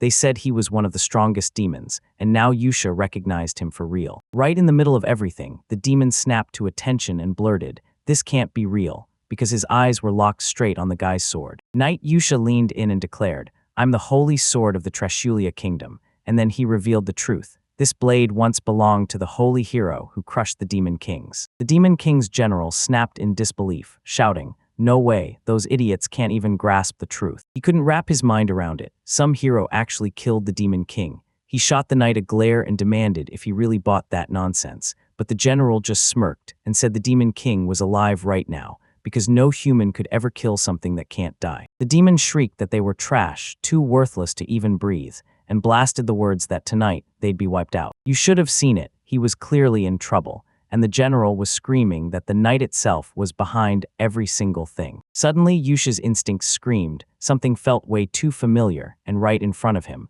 a massive pillar of fire erupted, leaving the demon utterly stunned. The girl insisted she'd only stepped out for groceries, but he wrecked her plans, so Melia snapped in disgust, asking if that demon would actually own up when she didn't have time to feed her precious beloved. Knight Yusha locked eyes with the girl in front of him, and Milia blurts out, "We'll talk later, because right now, she's got to take down this monster first." The Demon King's general snapped that this wasn't a joke. Then the girl stared at him, swallowed her fear, and apologized, admitting he was really going to die today. She unleashed the fire dragon technique, like a blazing storm. The demon cornered the man, demanding to know if that was all he had left. Then the girl's eyes sharpened, and she finally said she understood his weakness, and she declared it was time to finish him. She grinned and told him her love was waiting right now. Then she cut the conversation short because she had zero time to waste. Melia whipped her sword up and swore the fire in her maiden heart would burn through. Then she unleashed the technique of the 1,000 fire arrows of the Dragon of Calamity. Knight Yusha blurted a warning to be careful, and he could hardly believe a girl so adorable could wield something that nasty. So he doubled down, shouting that he wouldn't walk away and that he'd help her. Both heroes burst forward to crush the demon with everything they had. They lunged in and drove their swords through him, and the demon's scream tore through the air. At last, the Knight Yusha spotted something. He roared that he'd cleanse the darkness. The knight unleashed the 7 stars of divine light technique. Milia burst out in pure delight, exclaiming that this was unbelievable, while the knights erupted into joyful cheers, because they'd truly won, and it was all thanks to their heroes. Milia tilted her head toward the knight, grinned, and said she'd known it. He was incredibly strong, the pride of the entire country. Yusha thanked her, admitting that without her help, he barely would have made it. The girl flashed a smug smile and shot back that maybe, just maybe, he was right, bragging that she was the 1 in a million too, the hero of the blazing flame. That night the demon's words came rushing back, and the very next second, Yusha snapped his eyes open, quick as lightning. The Demon King's general tore up, apologized, and admitted his emotions had completely taken over. The knight snapped back to life. He wasn't dead, and Melia went on high alert. The general admitted with a straight face that they were incredibly strong, so Melia demanded what was up with the demon, only for her to say he was all stretched out and skinny, looking nothing like a fighter. The general's voice dropped like thunder. Now it was his turn to strike, so he slammed his sword straight into the ground. The earth under him split open with a violent crack, and a massive shockwave blasted outward. The Demon King's general, calm as ever, told them he'd grown dramatically stronger since last time. Milia sprawled on the ground, hacked up a cough, and insisted, "No way, this can't be." You leaned on his sword, thinking they couldn't possibly be taken down that easily. The general strode into the night, snarling that he hadn't slipped out of his armor in 1,000 years. Then he wheeled on the heroes and demanded they spill every secret they knew about the Demon King. The knight couldn't shake the feeling that 1,000 years had already slipped by, so he demanded answers about who the demon was really talking to.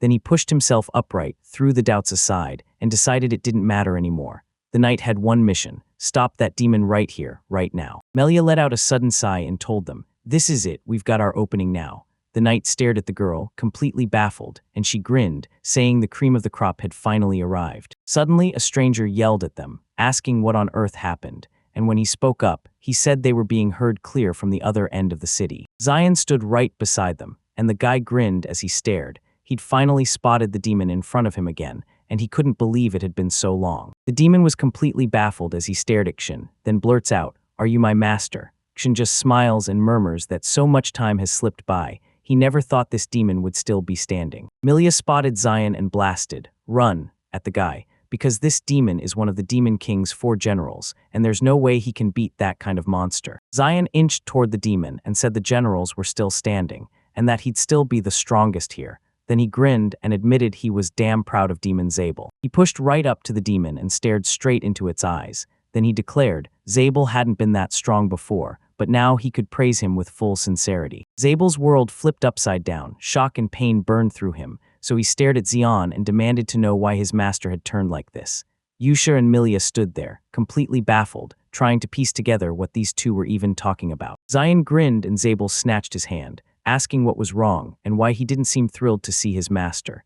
Then Zion promised that if Zabel had anything on his mind, he'd gladly hear it all. Rage and resentment flared through the demon, and he bared his teeth before slamming Zion's hand away with everything he had, making Zion's face flash with surprise. Zabel snapped his sword toward Zion, glaring with pure displeasure, and demanded to know what happened, because it haunted him every single day. Then he erupted into furious screams, shouting that everything was wrong and that Zion couldn't possibly be the man he knew. Long ago, in a world full of legends, there rose an insanely powerful demon king, so terrifying, its power was beyond words. He ended up in a world where strength decided everything, and then, one day, he showed up as the guy who could finally take down the Demon King. Blood-soaked sable crumpled in the wreckage of collapsed walls. He coughed hard and couldn't believe it.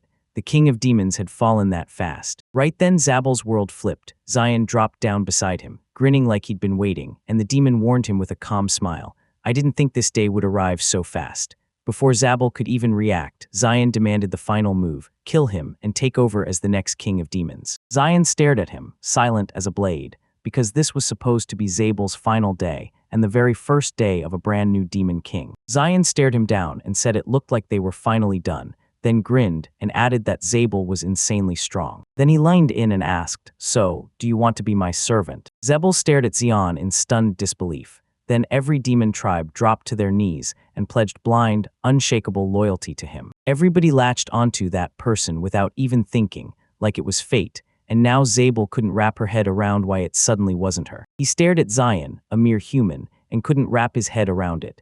How someone so small had the nerve to impersonate his precious master. He slashed his sword, demanded Zion who he was, and the very next beat he drove a full-power strike straight into him. Yusha and Milia froze in pure terror, staring as Zabel watched the guy who just stopped his strike with one hand. Zion grinned and said that 1,000 years had slipped by, and that Zabel had somehow gotten far stronger since they last met. The demons yanked his sword straight out of the man's grip, then sprang back like they were already hunting their next move. Zabel felt utterly lost and blurted, "Who the hell is Zion?" because he could already sense that insane power. Then the guy shrugged and said he had no clue what Zabel truly wanted, yet he couldn't deny one thing. Zabel really was the demon had been thinking about. Zion admitted he couldn't truly read what Zabel was feeling, so he didn't know what to say. Then the demon roared that he didn't recognize this guy at all. He snapped in disbelief, insisting his master couldn't possibly have treated him that cruelly. He roared that he'd waited a full 1,000 years, swearing his master would rise again, and when that moment came, he promised the master would find him instantly. And now this so-called hero steps up and declares, "I am the king of demons." But Zabel's jaw drops because none of it makes sense to him. Rage burns in his chest, he yanks his sword free, and a savage storm of black energy starts to swirl around him. He blares, demanding, right to Zayn's face, if he dares to mock him,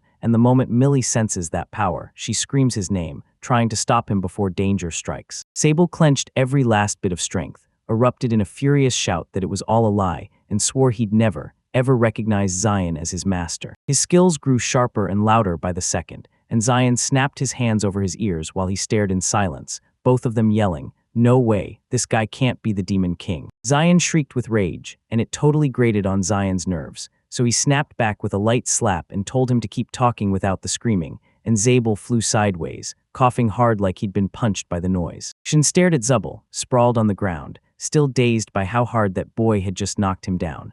Then Shin snapped that Zabel always shows his real colors the moment rage kicks in. He shut his eyes and said, cool as ice, that Zabel hadn't been a child for ages, then leaned in and asked if he'd been thinking about him that whole time. He stared at him with icy eyes and said, "Look, this is it. You're finally staring at me, but remember, I'm not the Demon King anymore, and I don't want that throne at all." Zabel slipped his hand to his face, eyes wide, like he was spellbound while Zion kept talking. He basically told Zabel, "If you still want to stay with me, then you'll have to kill me."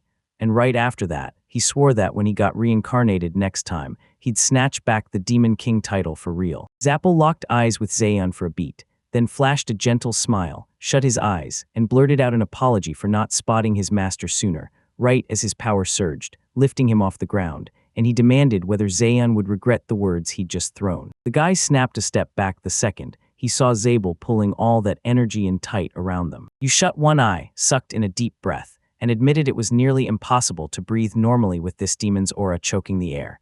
Milia went bone-white and blurted whether the demon truly wanted to do exactly what she'd just been thinking. Yushin and Milia stared up in stunned awe, frozen so hard they couldn't even blink, trapped by what they were witnessing. Right then Zabel yanked huge dark energy into the air above his head, and it snapped into shape in seconds, while Zion just stared in silence, saying nothing. Zabel surged with power and vowed he'd pour every last bit of strength into making sure Zion could finally begin his new life in peace. He admitted this was everything he'd clawed together after 1,000 years of brutal waiting, and now he was unleashing it in one devastating strike to wipe out Zion. Right after that, the demon sword, ruler of darkness, unleashed a massive surge of power, and Zion just stood there, watching it slam toward him in silence until he finally clenched his fist. With a satisfied grin on his face, he said the 1,000 years Zabel spent saving all this were absolutely not wasted. He was seconds from launching the attack, then promised Zabel, "Now I'll do everything in my power to repay your efforts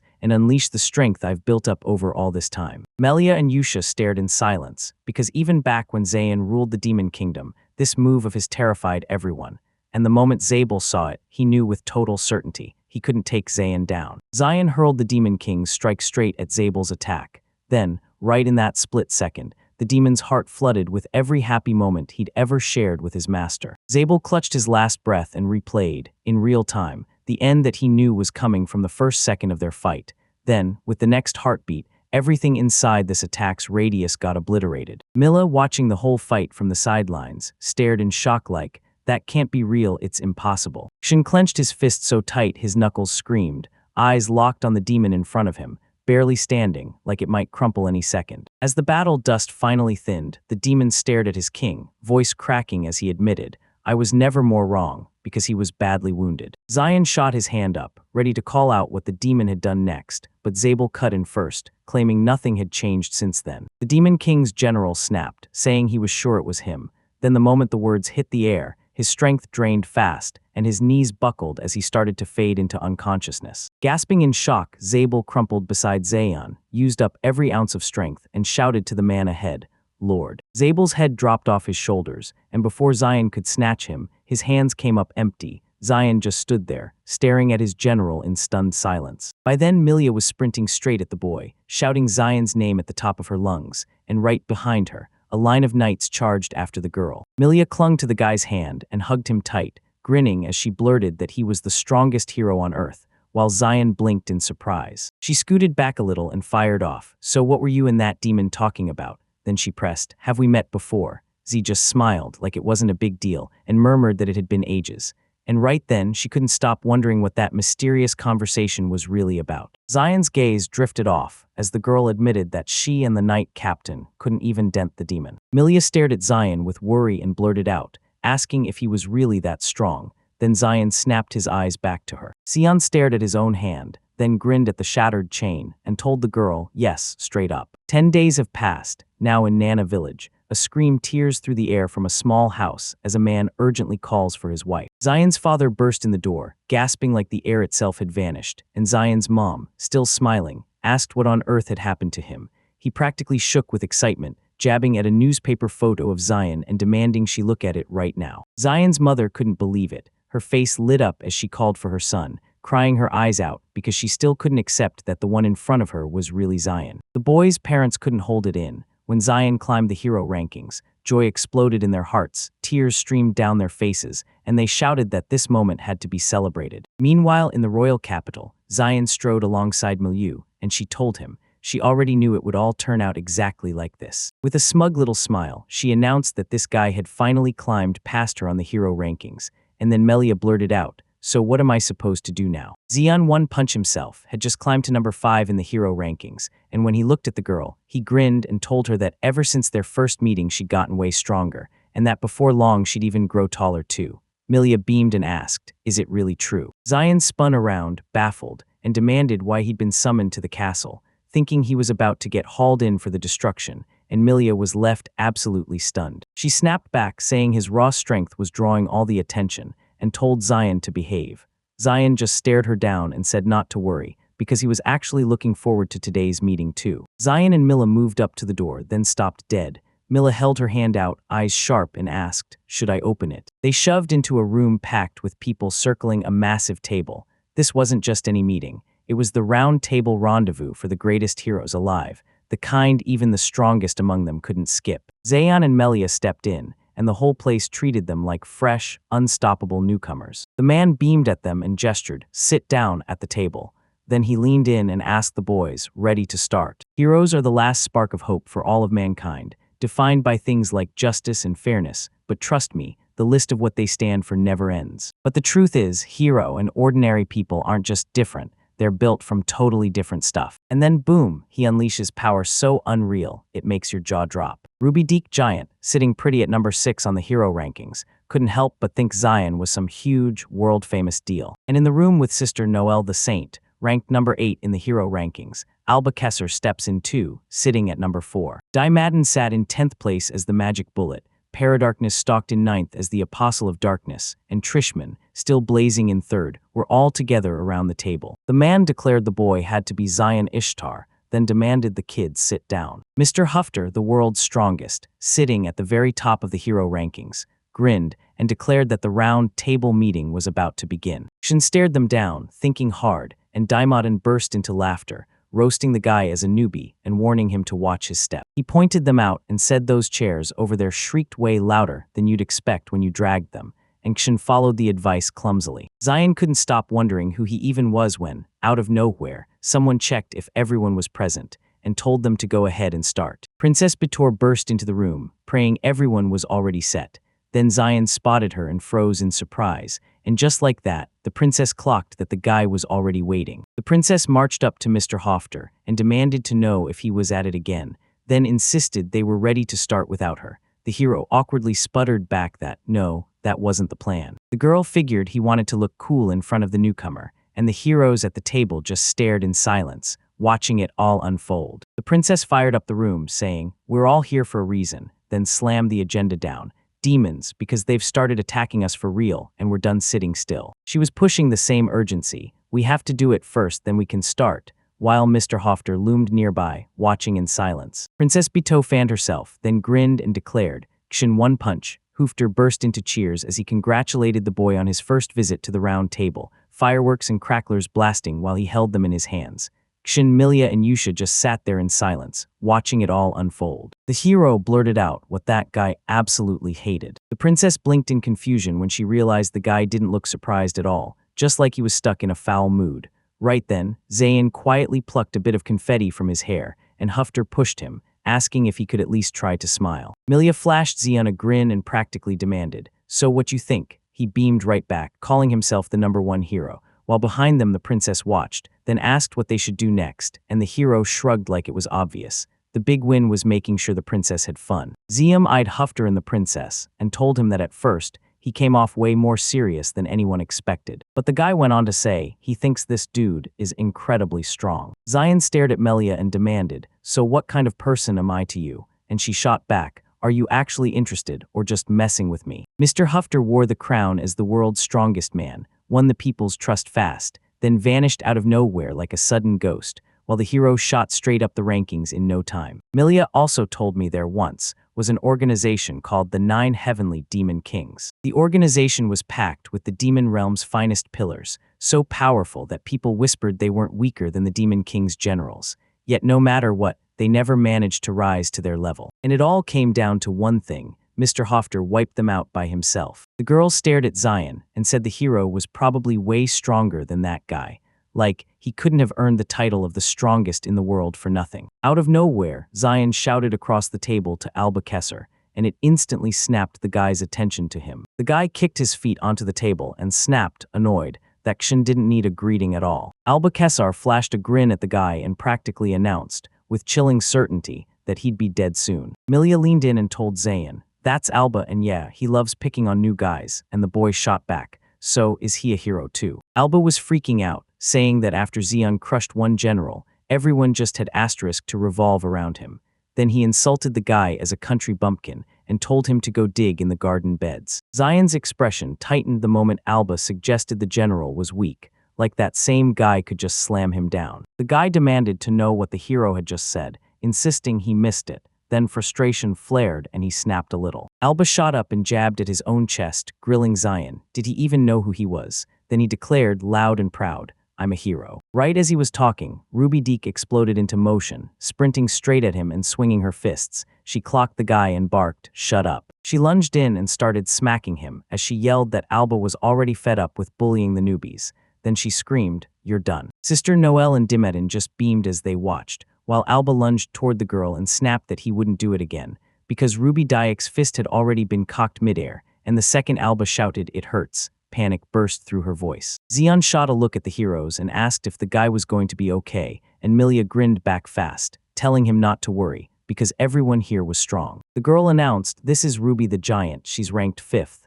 Then she shot back, and I'm not weaker than Mr. Melia told them Ruby first burst into fame back in Calvillion, then later came to join them. Melia let out a bitter sigh and snapped that it wasn't fair. She'd been stuck unable to rise for ages. Meanwhile, Xian had no clue what the heroes were even thinking about right now. Then he realized the hero rankings were way more gripping than he'd ever imagined. The princess and her mistress lingered by the window, chatting like they'd finally broken the ice. Now it was time to get down to business, when Mr. Hoofter, his face set in stone, announced that the small country of Chrysilla had fallen. This news hit the heroes like a lightning bolt, shattering them with pure shock. Sister Noel shot up and demanded if they were messing with her, and the princess fired back. Of course they were. Princess Bator admitted they battled the demons for ages, but even then, they couldn't hold them back. Mr. Huffler said that, just the other day, one of the demon tribes started acting up. He told them the leader's name was Pashtato, and that they were marching under the orders of one of the Demon King's generals. The hero leaned in and said Chrysilla was insanely beautiful, bursting with rich, diverse nature in every direction. He blurted out that they had to face them. There was no way they could walk away and leave their punishment undone. Princess Batur shut her eyes, nodded, and said demons had struck them not long ago. Then came Chrysilla. The girl slammed her foot down and snapped that if the heroes truly felt ready, they'd better bring Chrysilla back to her people and wipe out every last demon, while all the gathered heroes stared at the princess, faces set in grim seriousness. Meanwhile, Chrysilla lay in shattered ruins, while demons crushed the people, forcing them to slave until their strength finally gave out. The man stumbled hard and then crashed to the ground. So the demon shoved him away and demanded, "Why are you lying there?" While the guy with the whip yelled for him to get up, he roared back, asking if it was all for nothing that he'd been left alive. The man groaned to his feet as crowds surged up the colossal staircase toward the towering pyramids. Crowds surged toward the entrance, and one voice blared that they were carving out a massive Shinpashthit temple for the Great One. She screamed at everyone to stop playing with fate, because one slip would mean death, then turned around and praised them for every hard day's work. Perched on the throne, a demoness loomed and announced Zabel's death, then shook with regret because she truly liked him. She climbed up from her throne, locked eyes with that massive heart, and declared loud and clear that there was nothing wrong with it. The demoness stretched, grinned, and promised that the time was coming. Soon they'd arrive, and she'd finally get her revenge on him. Right before the mission kicked off, the heroes rushed out and headed for their next stop. Mr. Hofter warned them that Chrysilla was a tiny country, famous for its forest resources. They rushed up to the tree. People swore spirits guarded this sacred place, and then, out of nowhere, they spotted something that made their stomachs drop. The heroes stood at the cliff's edge, and Mr. Hofter kept talking, because now nothing of its old glory remained. He said they were about to begin, and Mr. Hoofter snapped that they had to step in and help. Nelia stood behind him and blurted, "There are only 5 of us." Then she swung her hand like she couldn't believe it. At the most crucial moment, half the round table wasn't even with them. Paradarkness let out a heavy sigh, and snapped that it felt like they had zero clue what duty even meant. Then the hero froze, hooked. He told them not to worry, because the moment for the Holy Scripture had finally arrived, and it even sounded like fate itself was begging them to go through with it. The boy flung his arms wide and burst into laughter. Milia went, "What's wrong with him?" Mr. Hufter braced for the worst, and Zayn figured he'd grabbed the wrong mushrooms. On the border of Chrysilla, the knights got boxed in, mummies closing in from every side, while panic surged through them, because no matter how hard they fought, these monsters felt straight up unbeatable. The knight's commander got slammed to the ground by one of the mummies, and the call went out loud, while the other knights got swarmed and attacked too. One of the knights was yelling at them to stay calm and get out, because if they didn't leave, too many people would die. Right beside him, another knight was snapping at the commander, saying he couldn't. The man panicked, convinced those demons were the cruelest of the bunch, and that none of them could be killed so easily. He watched it and thought, "This is it, they're done." Suddenly, someone hurled a tiny vessel straight at the demons, and when it shattered, they clutched their heads and stumbled down. The knights erupted in cheers, yelling that it was holy water. This was their one shot, because the demons were pinned and couldn't move. Suddenly, the knight spotted Sister Noel, and her bright smile instantly chased the fear away. She stepped in with one promise, "Don't worry, I'll be your shield now." Then she rushed to the wounded knight, pressed her healing touch to his injuries, and when he finally caught his breath, he demanded an answer. What had the Holy Sister left behind on the battlefield? Sister Noel was the Holy Order's living canon, part ruthless priestess, part miracle worker, so soaked in sacred magic that she could literally yank a dead man back out of his coffin just to heal him. Sister Noel beamed and declared, "God will bless the knights. like it was a promise she could feel in her bones. The knights stared at their weapons in total shock because they were glowing, shining bright. Sister Noelle leaned in and said she'd bless them, and now the weapons would feel lighter in their hands, like victory was finally within reach. Moments later, the knights snapped into position. No backing down, they were fighting for their sister now. They barked at the girl to stay behind them, and she froze in shock. Sister Noelle looked different from the other saints, and that was the strange part. It wasn't sacred magic or healing at all. She snapped her focus to the knight instead. Sister Noelle stepped up to him and asked, "Are you hurt too?" The boy spun around, confused and staring. He told the girl he was fine, while the knight warned her not to burn her power on him. Right then, Sister Noelle declared she'd never forgive. The girl stepped straight in front of the knight and demanded how they could dare lay hands on people so innocent. That night, the darkness tried to reach Sister Noelle. Then her smile vanished into a gloomy stare, all because rage had swallowed her whole. Sister Noelle snapped into a furious shout, demanding they repent to God, then cursed like thunder, and a weapon materialized in her hands as her rage boiled over into violence. The girl swung her weapon wildly, screamed for the demons to die, and wiped them all out in one brutal burst, then whipped around to the knights, rage blazing in her eyes, demanding to know why they just stood there, and yelling for them to follow her fast. Fear hung in the air as the knights crept closer to the wounded man, ordering him to get ready, while the girl who'd gone with them was already out there fighting. A swarm of mages charged at a massive demon that couldn't stop laughing. "I'm ticklish." And as the attacks rained down, the demon kept wondering, is this what human magic feels like? One of the soldiers blurted that their magic meant nothing. Then the demon stared them down and said, "Real magic ends you in a heartbeat." The demon started to suck up power and bid the people farewell. Then out of nowhere, someone shouted, "Hey, doggy." The guy blurted that he really hoped he wouldn't get upset. Then Darkness's feather hit back with the message fate itself had written. A monster of an opponent was coming. The knights stared in disbelief at the hero in ninth place, because they had no clue why he was even there. The demon jabbed at the guy and demanded his name, Paro Grint, and even that shook the demon. Then the guy lunged off the ledge, and the hero rocketed after him so fast the air whistled, clearing a triple somersault, then slamming through a quadruple. Darkness's feather drifted down like a dream, and the knights erupted in thrilled cheers. Incredible. But deep down, they still couldn't figure out what any of this was supposed to mean. The demon jabbed his cane at the hero and sneered that he looked pathetic. Then he demanded of Paradarkness, "So you really want to die?" The boy shot up, shook his clothes like nothing fazed him, and snapped, "You're still a dog," at the demon. Then he smirked and asked if it was time to head to the kennel, and that hit the demon like a punch to the soul. The demon screamed that he served the great empress like a true soldier, and warned the boy not to cross him by insulting him. A cold, dark power surged around him, and the demon hissed that he'd pay for what he said.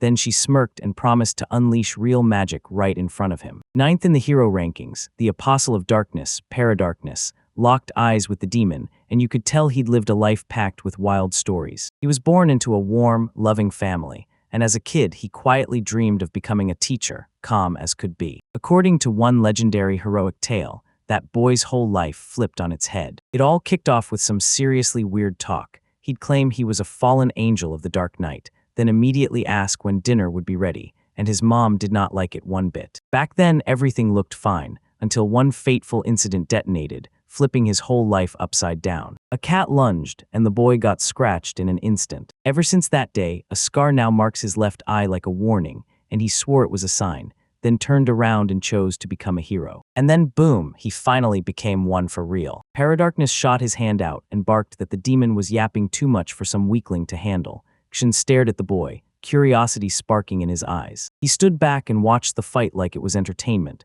praising the guy as legit, and right then Zion got yanked by Melia. She asked if he could jump in and help her. Zion snapped his gaze to her and gave a small laugh, apologizing, and the serious girl shook her head. She said she didn't need it anymore. She snapped her sword through the air, declaring that her climb to the hero rankings wasn't luck, it was earned. Zion kept his eyes glued to the fight, grin blazing as he replied to the girl.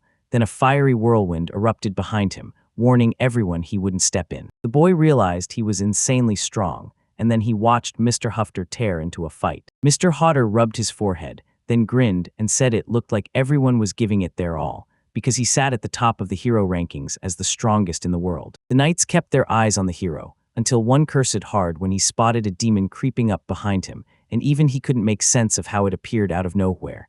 Then another knight shouted a warning to the hero, shouting that the demon was right behind him. Mr. Hofter snapped out of the attack in a blur, shooting a quick thank you to the knights. Then, the very next second, he smashed the demon with a crushing blow. Under the night sky, they spilled their shout after shout, screaming that, thanks to the hero, they finally had a real shot at winning. Shin stared at the fighting hero, stunned by how unreal it all looked. His stats were way higher than every other hero, and Mr. Hofter was cutting down the demon with finishing strikes, while Kshin felt zero mana coming off him. The boy rubbed the back of his head, scratching his doubts, wondering if he was even human for real. Then Milia, standing right behind him, leaned in and demanded, "You're serious, or are you just messing with me?" She jabbed a finger at him and screamed that they hadn't marched all this way just to kick back, and he only stood there, staring.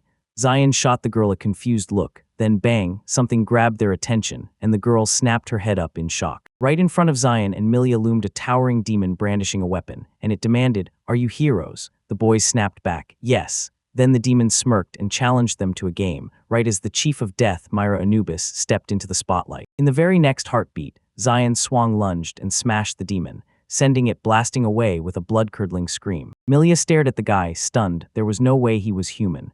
Zion stretched, grinning, and said he was right. This wasn't a place to rest. Then he pushed her to see for herself. He snapped his finger toward the side and made it clear. This was the spot. Then he grinned and said, "You don't get to see pyramids every day." The girls stared at the massive structure right in front of them, stunned. Zone and Milia stared up at the pyramids, grinning like they'd just discovered the impossible. Then Milia leaned in and said, "Up close, it's even bigger." The couple tore off right away. Zion grinned and called the girl my bride, urging her to come see what waited ahead. She blinked in shock, then nodded and agreed. She froze in embarrassment, cheeks burning as she went quiet, because the moment that guy called her his bride, her mind just wouldn't let it go. They rushed into the pyramid and tore their eyes across the halls, but all they found was dead silence, an empty void with one staircase hanging in the middle, and the guy could barely process that this was supposed to be the whole thing. Melia told Zion to head up first, and he agreed. Maybe something would happen there. Right then, a creepy chuckle cut through the air, saying the guys had pushed too far. Melia froze, and Zion snapped his eyes toward the sound. Right in front of them sat Pashkato, one of the Demon King's generals. Then she locked onto the guy, stepped forward, and introduced herself with a grin. She claimed she was the most beautiful demon on their whole planet. The demon pressed smiled and grilled Zion, asking if he liked her. Then Melia burst in from behind the boy, warning him they'd already met the general, so he better watch out. The boy nodded along, and Pistero stared for a second before asking, "Wait, are we talking about a goblin?" Zion clenched his fists and snapped that he didn't care who she was talking about. He hadn't come here to chat, and he sure wasn't about to feel sorry for her. The demoness stared at the man in front of her and demanded, "Did you kill Zabel, and come for me next?" Pastito dropped to her knees to apologize to her love, insisting she was done for good. Then Milia's face darkened, and she snatched her sword, instantly yanking Zion's attention. The moment the girl swung her sword, the boy yanked himself back fast, and then he heard her calling his name, which totally threw him. Melia's eyes went pitch black, her teeth clenched hard, and she spat out the exact words she'd planned to say herself. Mila's eyes darkened as she lunged at Kshin, shrieking that he should die, but the boy snapped into motion and dodged every strike. Then he paused, thought for a second, and finally said, "I get it all now." Zion ducked and weaved through the girl's strikes, then blurted out what it really means when a demoness can command someone's mind with a curse. Pastito let out a grin and teased, "So you really know what it is." Then she smiled wider and said, "Honestly, you're pretty well informed for a human." She flung her arms wide and declared, "Yeah, I'm stunning, but I'm also the deadliest mage in the demon realm." Then the demon smirked and promised that even if some hero with a fancy title showed up, he'd still just be an ordinary guy, and her curse would drop him in an instant. Pazero declared that no matter if someone was a legendary warrior or a saint, every single one of them carried a piece of evil in their heart. The demoness beamed at him and said she was just helping him grow, just a little. Zion stared at Milia, stuck in panic, because if he didn't end her, she'd end him. Milia came charging in, screaming that Zion should kill her. Zion didn't just hesitate, he was completely stunned. He kept snapping out of the girl's strikes, and she threatened to end his life if he slipped up. Then, out of nowhere, she tripped Zion. The boy crumpled to the ground, and the girl pinned him there like a force of nature. He couldn't believe the insane power she had, but Zion still couldn't figure out what he was even trying to do. The girls suddenly started tearing off their clothes, insisting they should love each other, and the demonist was left completely baffled, like he couldn't even begin to guess what was going on in their heads. Milio shrieked that she loved him and that he was hers. Then Zion snapped and struck her across the cheek. With a grim stare, Zayn started slamming Amelia in the face and growled that she was a strong woman, and she'd power through no matter what. The girl snapped back to her senses, eyes wide as she gasped what she'd done. Xun shrugged it off, saying it wasn't a big deal and that she always acted this way. While she stood there spiraling in panic, the guy grinned at the demoness. He smugly announced that her vaunted curse had finally broken. Then she snapped back by calling him a fine fellow. Right after that, she pushed herself up and insisted he wasn't the kind of opponent who's impossible to beat while still sitting there. Peshtado rose to her feet, grinned at Zion, and asked if he'd regret forcing her to stand. Then Zion stared back like something was seriously off. The demon smugly believed a man couldn't break that woman's curse. Then she even convinced herself the guy might not be a man at all. The demon's curse didn't even faze the boy, and in her whole life, she'd never once run into anything this terrifyingly powerful. The demoness stared at the guy and demanded, "Are you really human?" Then Milia locked eyes with Zion, grinning as she asked what to do with him, because even demons couldn't look at him and see a human.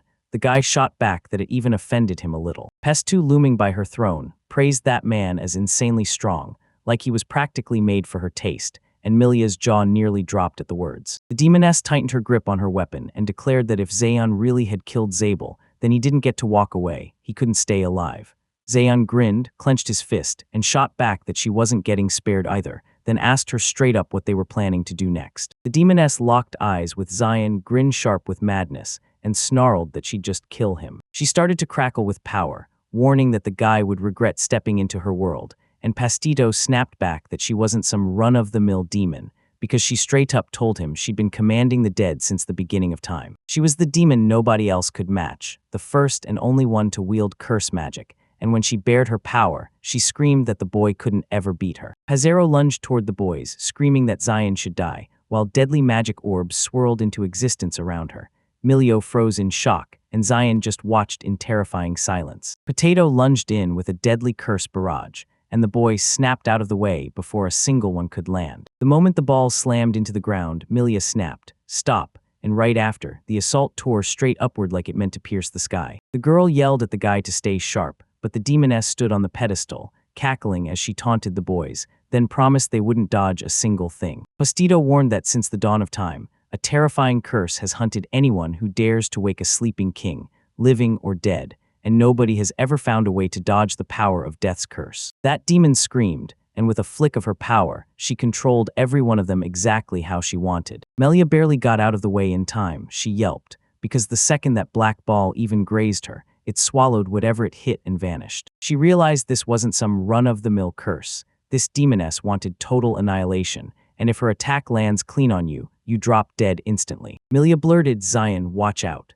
and warned him that if that ball hits you, you'll drop dead on the spot.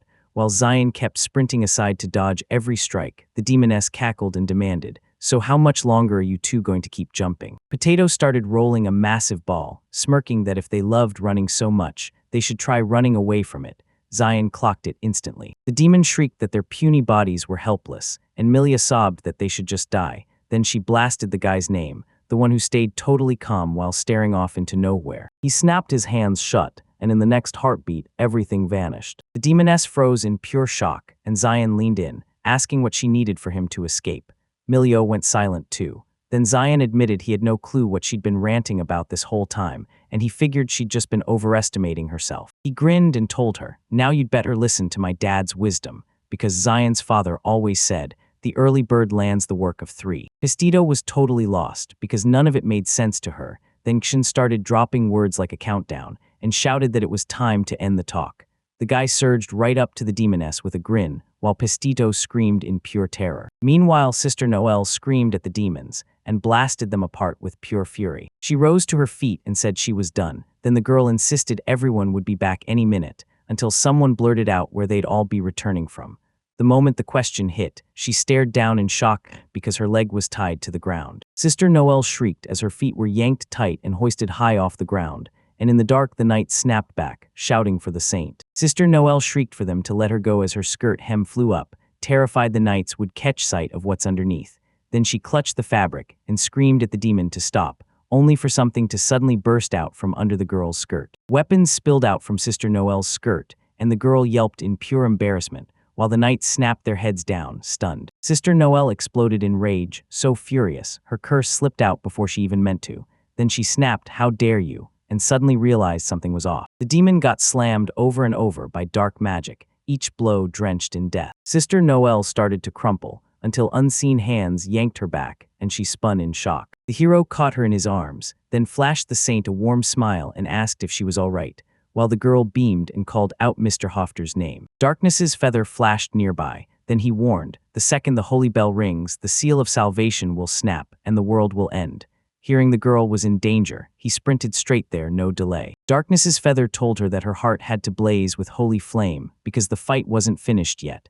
Then he declared, way too dramatically, that he was almost late, tried hard not to glance at her underwear, and totally failed. Sister Noelle spotted that this guy was here too, flashed him a warm smile, and thanked the heroes for saving her life. Mr. Hoofter stared at the pyramid, convinced something massive went down there. Then Paradarkness snapped, "My heart says the real battle is happening right there." Sister Noelle leaned in, sure someone new had arrived, and Mr. Hoofter snapped back that it was perfect timing because it was time to step in and help. Then the ground exploded with a brutal shake, shocking the heroes out of their wits. The saint blurted out that something was under them, and the ground beneath their feet shot upward at a terrifying speed. All the heroes snapped back to the other side in a flash, completely stunned. They snapped their heads up in pure shock. Sister Noel couldn't wrap her mind around what she was seeing. While Zion stared out the window, he demanded what that racket was outside, and there, Pistito sat amid the rubble, laughing her head off and declaring that their end had finally arrived. Zion snapped, asking if she was still alive. Then SHH Tito smirked and said she was liking that guy more and more, confessing she was in a rush to ruin him, and that about 400 years ago, in one of the demon tribes, a mad king ruled. Pastato said there was a monster, so huge it dwarfed every other demon, and then it tore through the Demon King's elite squad like they were nothing, while the demoness warned that its power felt just like the strongest Demon King. Pateta grinned, fist clenched, swearing they'd crush him for sure, but even after years, nobody ever even got close to his strength. Shin leaned in to hear every word, while Milia snapped back in shock. So what about that? Because after all, the monster was dead. Melia demanded to know why they were hearing all this, and the demoness just grinned, letting out a satisfied laugh like she was daring Melia to figure it out on her own. She pressed him, demanding to know why they'd christened her the Empress of the Dead. What else could it possibly mean? She said he'd sworn he'd serve her, and the demoness blew up in pride, declaring she was the Great Potato, with a servant who wasn't any worse than the former Lord of Demons. Potato's face twisted into a wild grin as she blurted out that this one, and only creature, was her servant. Milia yanked her eyes to the window and stared straight at the monster. Then she burst out at Zion, loud enough to shake the room, saying the whole time it was her bringing his name up. Milio burst into action, telling Zion they couldn't just stand there. They had to help the heroes, but Zion snapped back with a grim no, insisting it was still way too early for them to go that route. Milia stared at the guy, puzzled, as the demoness Pash Tato clawed her way up from the floor with a wicked grin. Pistito stared him down and snapped, "Don't get it twisted. I'm not done with you guys yet." The demoness flicked her hand, and bam, something started materializing behind her. Zion stared, eyes wide, begging to know what it was. Milia blurted out in terror what she was up to, and then, in a flash of horror, Zion finally understood. The demon slumped against the wall and declared it was showtime.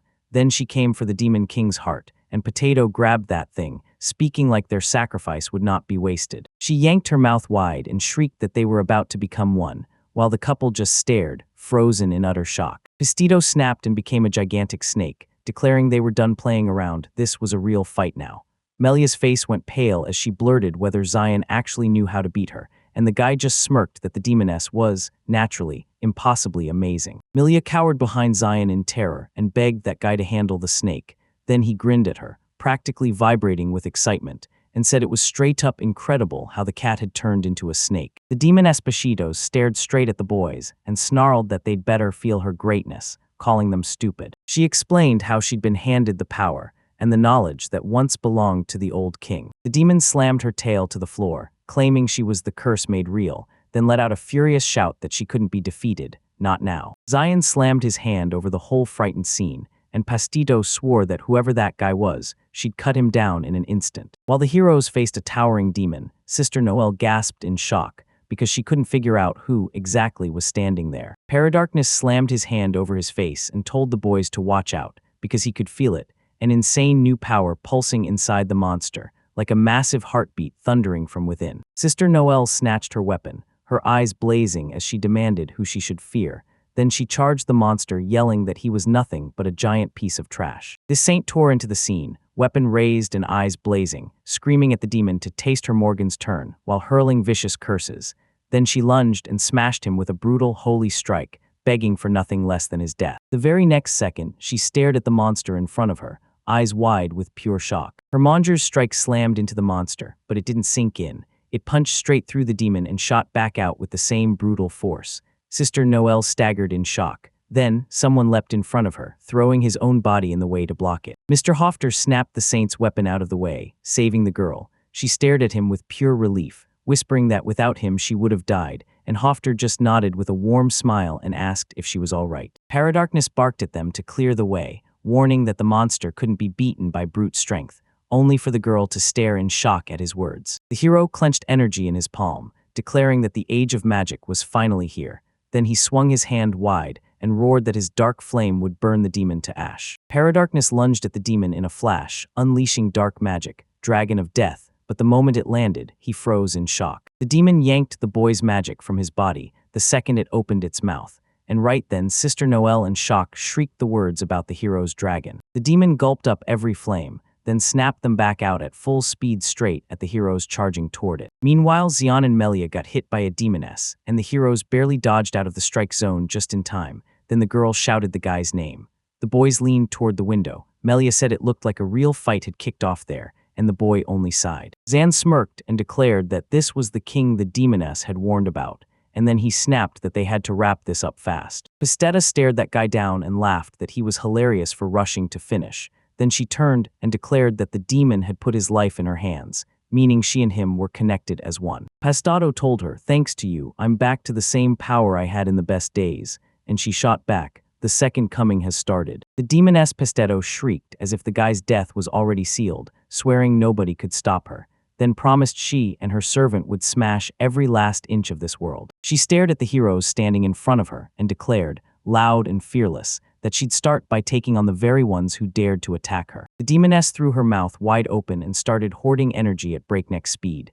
Then she unleashed the death curse, true death, straight at Xian and Melia. Melia shut her eyes and panicked, while Xian froze, stunned to realize the attack felt eerily familiar. One heartbeat later, the demoness Peshtato's assault smashed into the pyramid, tearing it apart as it burst clean out the other side. The roof was gone, debris rained down in every direction over Xian and Melia, and the girl gasped in shock. What just happened?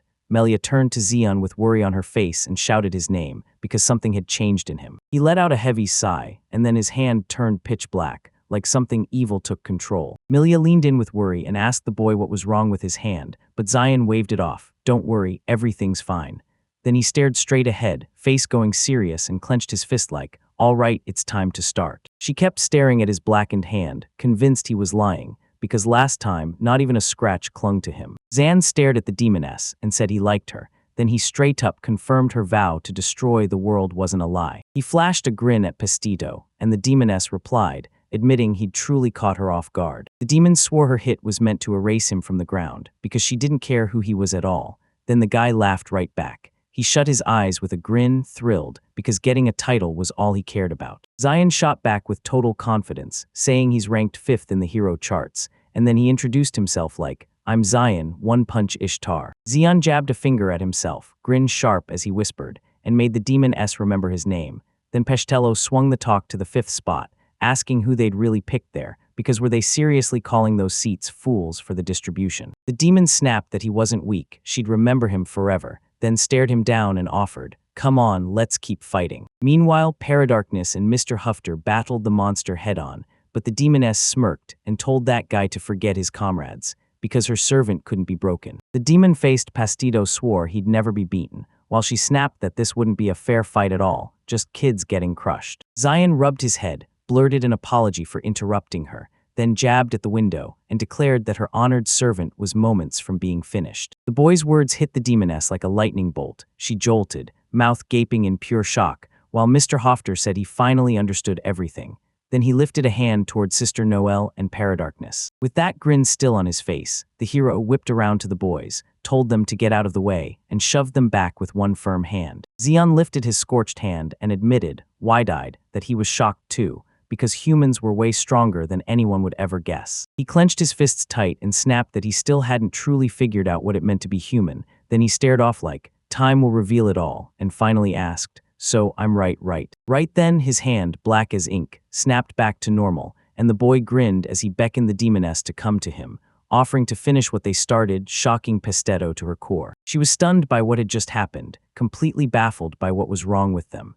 She started building a magic ball again, spitting that they were arrogant humans, and the demoness decided it was time to finish them right now. Pestetto rattled off the titans, blow that tore through the demon world, and her own brutal curse to match, then urged everyone to test it, see just how long people can survive. The demon swung the titan's iron hammer at Mr. Hofter and unleashed the death curse, while Z went stone silent, then hit back with a brutal fist. Mr. Hodder Pierce, giant demon of justice, screamed forward and drove his justice strike straight through the monster. Zion didn't hesitate. He smashed a giant snake demoness with one brutal punch straight to the head. That demoness got smashed by a brutal blow, and her lungs seized as she coughed hard, before she could even figure out what hit her. The demoness's lifeless body lay right in front of Kshin, and Miller burst forward, shouting the boy's name.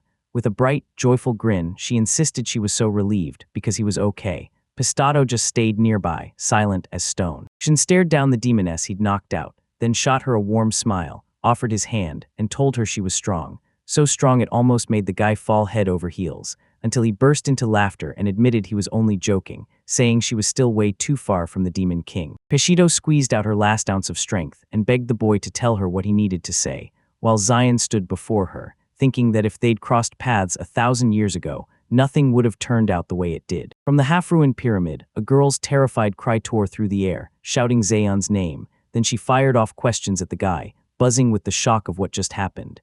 Zion snapped his gaze to her and demanded what she meant. Melia snapped that she couldn't believe they were even bringing up what he just said, then blurted out that the guy had basically almost fallen for her. So Zion scratched his head, totally awkward, realizing she was talking about that moment. He lifted a finger and answered with a grin, praising how the demoness had stayed loyal to her cause clear to the very end, difficulties and all. That was exactly why he loved her. Melia couldn't believe it. That girl leaned in and blurted, "Zion, what about me did you forget already?" Zion shot back, "Of course not."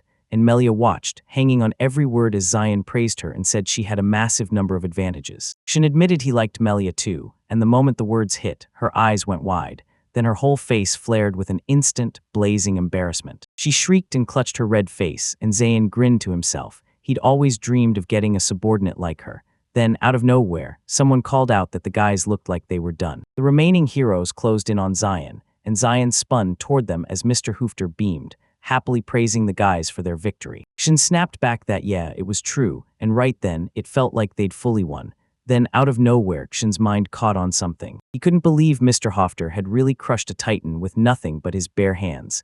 Then Mr. Hofter planted a hand on Zion's shoulder and told him how awesome it was, because the kid had already taken down 3 of the Demon King's generals. The hero fired off words that hooked him even harder, and Kshin leaned in, staring at Mr. Hofter, because the man had just called him by name. Mr. Hofter straight up asked Zion if he'd always have their backs, and Zion bowed his head and flashed a smile that promised exactly that. Meanwhile, a messenger rocket blasted over to the Demon King's lands. Then one of his demons spotted a bird and heard the crushing news. Pestetto had fallen. The demon froze in total shock. Then the air exploded with cries and frantic questions about how she could have fallen, while she roared, "This is pure nonsense." He couldn't even process it. Another general was gone. The demon raged and spat curses at those fools, while Eritreus just stood behind him, laughing his head off. Eritreus tugged his glasses into place and declared, "I told you so," and the demon beside him snapped, furious, "So what are you even talking about?" The demon started sobbing, yelling that if he'd only known, he never would have let the demon wander off alone.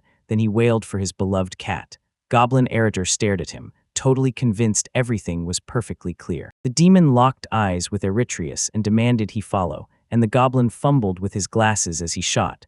"Where are we going?" The demon bellowed, fiercely demanding revenge on them, while Eritreus loomed behind, and the panicked goblin Eritor froze as the demon's scream snapped that this move was wrecking the authority of every demon. Suddenly, a voice snapped into the demon's ears and knocked him off balance. Then it declared that the time had come, that there was truth in what he'd said, and that they couldn't keep ignoring it any longer. The demon stared up, totally frozen, clueless about what to do next. That towering demon demanded he rally the entire army, every last fighter he could grab, and then it ordered them to wipe out the hero's country. Meanwhile, inside Trishulia Castle, a shadow slipped into the hall, and right on the spot, every single person got the order to shut up and go still. A knight rushed in and swore a hero was on the way, one guy who'd single-handedly crushed 3 of the Demon King's generals. The other knight hissed under his breath, calling it disgusting, and they both figured he was just trying to butter up the newcomer. Zion's one-hit Ishtar was sitting at number 3 on the hero rankings. Then the guy glanced around and basically scoffed like, "Do I really need to be summoned for something this small?" Princess Batuar snapped her fan open and fanned it toward the boy, shouting his name at the top of her voice, then declared, "It's magnificent." With a huge grin, the girl swore that one day he'd rise as humanity's greatest hero. The princess practically burst with excitement, telling him she couldn't wait for the day Zayn finally became the very best, while the boy yawned and covered his mouth with his hand. Then she hit him with the truth. He was already in 3rd place now, which meant 1st place was basically right around the corner. Her Highness shut her eyes with a sly smile and said Zion could demand anything he wanted if it meant protecting the human race. Shin waved her away with a bored look, shrugged off her offer, and told her he didn't need anything, then warned the girl not to drag him back to that place again. Right then, panic hit, and the princess called his name, begging him not to go. She darted right up to him and told him, "Let me talk to you for a bit first," and he snapped, insisting Zion couldn't walk off without something in her hands. Zam whirled on the princess and demanded to know why she wanted this done, and Princess Batur nodded along, then pushed one last condition. He had to snag even a small reward for himself. She grinned at Zion and asked what he really wanted, money or maybe land. Zion mulled it over and decided his place was good enough. Then he went quiet for a moment, like his brain had just caught fire, before he glanced at the girl with a bright grin and blurted that he'd finally hit on an idea. Zion's mom and dad beamed at him, asking if all of this really was theirs, and the boy's father simply couldn't process what he was seeing. The parents planted themselves before a massive building, no mere house. This was basically a full-on castle. The man said, "Our place is a closet compared to this," and the woman fired back, "Yeah, it's not a home, it's basically a tavern." Zion's father nudged his glasses into place and muttered, "Look, no matter what." They're overflowing with gratitude for their son. Meanwhile, the knight had already crumpled to the ground. Milia sat at the table, lost in thought, cheeks burning with embarrassment as Zion started to notice her now. When some guy told her to watch her step, she figured he meant, "Be careful." And then when he confessed he was covered in sticky goop and needed to wash up at home, she totally read it as him declaring his love. Milia pictured Zion finally confessing, saying he wanted to stay with her for the rest of his days, only he didn't actually say those exact words, and she still squealed with pure joy that she wanted him right back. Milia shut her eyes hard and snapped at Zion, insisting she wasn't ready. Then, right in that instant, the girl caught something that changed everything. The heroine dropped onto the edge of the bed and said it was go time, then leaned in with one clear thought: strike now, while the opening is still there. The girl yanked something out and snapped at Zion to get ready, then warned him that today's life was about to flip upside down. After a while, Melia stood before the doors, sucked in a breath, and got ready. Then she stretched out her hand because it was finally time. Millie yanked the doors open, tossed her blanket aside, and beamed, telling the guy good night while saying she had to show him something. Then, right when she moved, she swung the door and froze in shock. The girl shrieked at the top of her lungs, because Sister Noelle and Paradarkness were right there at the table. 2 sets of eyes locked onto her, and the girl started scrambling to cover herself, mortified out of her mind. Then she blurted that everything was burning, blazing bright like a roaring flame. Once the window was finally repaired, the girl threw on her clothes, and Milia turned to the guests, firing off, "So what are you all doing here?" Noel shot back that she was the one dying to ask, and she had Melia explain why she'd ended up there dressed like that. Then Zion stared at the girl and warned that nights still chilled hard, telling Melia to stay warm and not catch a cold. Milia's voice caught as embarrassment hit, and she blurted out that the guy should shut his mouth. The saint practically commanded her to eat right now before the food went cold, and she blurted that she'd just come back from the castle. She tried to rope in Mr. Number 1, but he shut her down, claiming he was slammed with work. Then she added, "At least for now." Milia replayed those words in her head, then marched up to Sister Noelle and demanded to know why she hadn't been invited. The saint said she wanted to, until suddenly hellish screams tore through the air and she snapped. Then Milia blurted, "I love Zion," and she tried to backpedal, all flustered, insisting the saint must have misheard. Milia stared at Sister Noelle and said, "In everyday life, you're kind of different."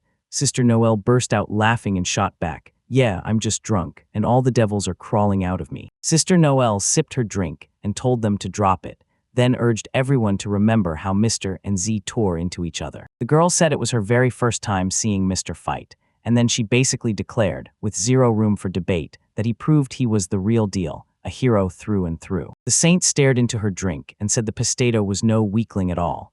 Then, even without looking, the girl could feel the weight of her power and greatness in the air. She stared at Zion and said, "You handled him in one blow." Then she leaned in and insisted he was absolutely not weaker than Mr. Paradarkness nodded along, feeling the power surging around the boy, massive, cosmic, unreal, while Melia laughed and warned them to be terrified of him. She was convinced he'd soon rise to the top and become the strongest in their whole country, so Zion shot back, "Why are you bragging like it's already a done deal?" Sister Noelle burst into laughter and teased the boy as slow-witted, then leaned in and asked if Zion had a girlfriend he truly loved. Melia panicked and blurted, "Why is she talking about this?" Darkness's feather went deadly still, convinced a fallen angel had dropped from heaven, so she snapped to and understood it all at once. The saint said it was the perfect chance to talk, and when she asked Melia if she felt the same, Melia nearly froze, because the question hit her so hard. Zion blurted out that if it's about Melia, then he's into her, because yeah, he'd already said it. Sister Noel leaned in and asked Melia what was wrong.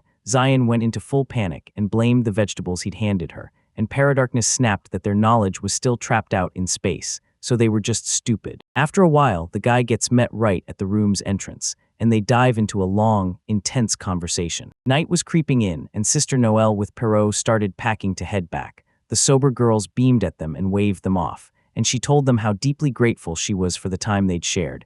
Then Perrault leaned in and said their destinies were tied together. He wasn't just saying it, he was hoping they'd get to sit like this again someday. And then Melia and Zion waved to their friends as they headed off. The girls sucked in a deep breath, grinned, and said they'd had the time of their lives. Then Zion smiled right back. Melia shifted her eyes to him and gushed that his food was straight-up delicious, and Zion beamed like he'd just won, because of course it was. That amazing veggie stew was made from crops he'd grown with his own hands. Melia hurried after him and told him, "Yeah, I knew all about it. Turns out you weren't dealing with monsters after all. They were genuinely good people." Zion spun around, brow furrowed, and blurted, "What do you mean?" because he was completely lost. She said that before they were just a sister and some random creep to her, but now today, she finally saw them from an entirely new side. She stared at him and admitted that she'd figured a lot out for herself, but in her gut, she still believed she could become the strongest and wipe out all evil, even if a part of her feared she'd end up only helping others, not being the one to stand at the top first. Zion flashed a sweet laugh and told him it was absolutely great. Just then Melia cut him off again and smiled, saying he had no clue at all.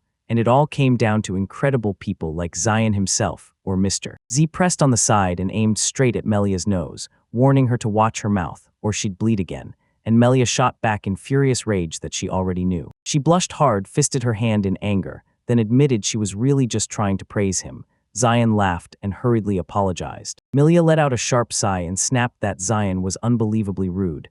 Then she went even further, calling him outright strange, because even now she can't shake the question, is he actually human? Then she flashed a smile and said, "Even if you're a demon, you're still the strangest one around." The moment he heard it, the guy burst into laughter. The girl told me Kshin had already wiped out 3 demon generals, and the names she dropped were Peshido, Goblin, and that half-dressed demon. Melia told him if you were a human or a demon, you'd already be blasting the world with your full power, and that alone was the biggest clue of all. She added that he already knew Mr. was the strongest, yet he still couldn't manage to face the guy who sits second in the hero rankings. Second place went to Dekenya. The quote called her the great sage of Parmela, and Ziam mulled it over before nodding along, agreeing that she wasn't there at the previous meeting of the strongest. The girl promised she'd begin with a map, then laid out the 3 cornerstones like a blueprint. Brunerg, the land of sages, the very foundation of Tehoku, and Akoku, the land of dragons, to Shulia, the United Nations of Calvinan, packed with other countries, plus the little ones too. She even talked about the legendary sage Parmela, born in Brunerg, right in the Magic Kingdom, ruling over all of humanity, and known as the Guardian, the ultimate trump card, along with Mr. She added, of course, there's another monster out there too, and it's the Demon King. She leaned in and declared that the Demon King sits on top of everything, and maybe he's the absolute strongest there is. Then she let out a soft sigh, smiling like she had no clue whether even Mr. or Xian stood a chance against him. The guy stayed stone-cold silent, and the girl declared that this was exactly how you could measure the creature's true power. After that, she fired a question at Zion. Did he know why Denus was worshipped as the legendary hero? And before he could even answer, she declared it like a thunderclap. Denus was the only one who ever reached the Demon King, because now nobody can. Zayon let out a sigh, flashed a smirk, and admitted he couldn't really tell, because Melia kept rattling on about the Demon King. He said even if he was the Demon King, he he was still nothing more than a mighty ruler from his era, because the legend of Demon Kings stretches back tens of thousands of years, and the current Demon King, he's just a tiny grain of sand in that endless sea. With a grin plastered across his face, the young man shrugged and said that in this huge world right now, it meant nothing at all, and maybe, just maybe, a far more terrifying demon lord was already sitting on the throne, beyond the one ruling this moment. With a tight, tense smile, she demanded to know what he was really saying. Then he started to step forward, and she snapped his arm back, yelling at him to stop. If he was even real, they were in serious trouble. Z yanked his hand free and insisted he was only throwing it in as a side note. With a grin, he hinted that if he'd met people like Milla back when his life still mattered, he never would have chosen to die so easily. The girl yanked back, confused, and demanded what he meant, but he just laughed it off, saying it wasn't important and that she shouldn't even worry about it. He told her that even with all those problems, humanity wasn't wiped out, and then he leaned in and asked, "Is that true?" The girl nodded and said he was right, but you could tell she still didn't fully buy his reasoning. With a grin, the young man stepped up and told the heroes, "Don't you dare lose faith, keep pushing to the very end." Just like when Melia joins Zion. The girl drove a punch into his shoulder and snapped that he talked way too much for some fresh newbie. Zion just smirked and asked if she was right. Right then, a blood-curdling scream tore through the city, and every demon froze, staring ahead in pure terror, unable to accept what they were seeing with their own eyes. Every demon king in history has marched forward, one after another, pushing the darkness ahead. Even the ordinary demons went pale with fear, because they had no clue why such crushingly powerful monsters would show up in a place like that. Right behind them, a voice snapped that they'd just stumbled onto the four devil kings. With full confidence, they strode forward and declared that ancient times were nothing like today, then dropped the bombshell that humanity had wiped out everyone at the very top of their world. The demons shrieked in pure terror as they stared at the faces right in front of them, because the Devil King, the Ama King, the Rima King, and even the Makings were all gathered there. And deep in the past, Zion wasn't just anyone, he was the Demon King. The Devil King sank into a deep bow and declared, "We've waited an eternity for you, and now the true Demon King is finally here." The boy flashed a grin and demanded, when did this fake king finally find the guts to start giving orders to them? Zan stepped forward and declared they were the real kings, then dared them to prove it to the whole world. At dawn, Milia blinked awake with a heavy head, nudged herself upright from her bed, and realized she'd woken up way earlier than she meant to. The girl slipped into the bathroom, filled her glass with water, splashed it on her face, and got the whole morning routine done right there. She sifted through the racks, picked out some killer outfits, tied her hair up tight, and you could practically feel her excitement crackling in the air that day. Today, the capital basked under a blazing sun and that gorgeous blue sky. Right then, Melia, dressed to steal hearts, stood on the street grinning and waiting for the person who was about to show up. She thought she was only waiting for the one she loved, until her heart started hammering like it couldn't breathe. She couldn't stop wondering how fast Zion would show up. Then, out of nowhere, someone spotted her and shouted her name with pure joy, while another person waved and told her she'd arrived way earlier than expected. Amelia spun toward the voice and instantly knew it was Zion, smiling as he hurried up and apologized. Then she asked how long he'd kept her waiting, only for her to sweetly tell him everything felt off because she'd just arrived. Zion grinned so hard it lit up his face and said, "This is amazing. Millie of Vermilion, yes, that's her name, is stepping out today on her very first date with the man she's crazy about, and honestly, she's determined it's going to be perfect." Side by side, the boys surged up to a tiny stage where an old man stood gripping a shovel, grinning at them as he told his guests to pair up 2 by 2. Once everyone lined up in pairs, the man barked, "Grab a shovel each, now move straight to the beds." Milia stared at Zion, baffled, and jabbed her finger to the side, asking the guy what on earth this was, while Zion shrugged and admitted it was the most common kind of competition for the potato company, then fired back, "So what's wrong with it?" Darkness seemed to swallow the room as Milia stared at him in silence. Kshin slid down beside her, then said it felt like they were meant to team up, so he was absolutely thrilled he'd asked her to come with him. A wave of upset hit her hard, but she swallowed it down and nodded. She said she understood, thanked Zion, and even cursed herself for falling for that insane vegetable.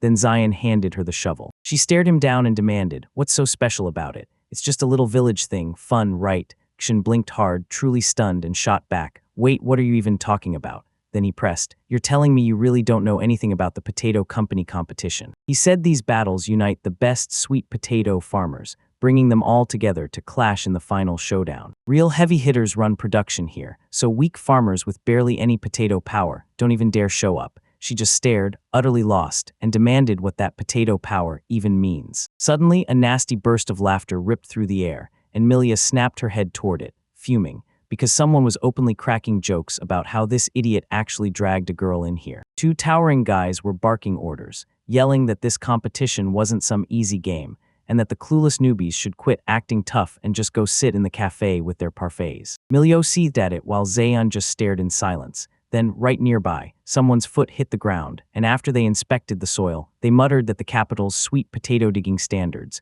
judging by what they were seeing, had clearly slipped. Two look-alike guys with glasses stepped up, and one scooped up dirt in his palm, claiming the soil's humidity, temperature, and condition checked out as perfect.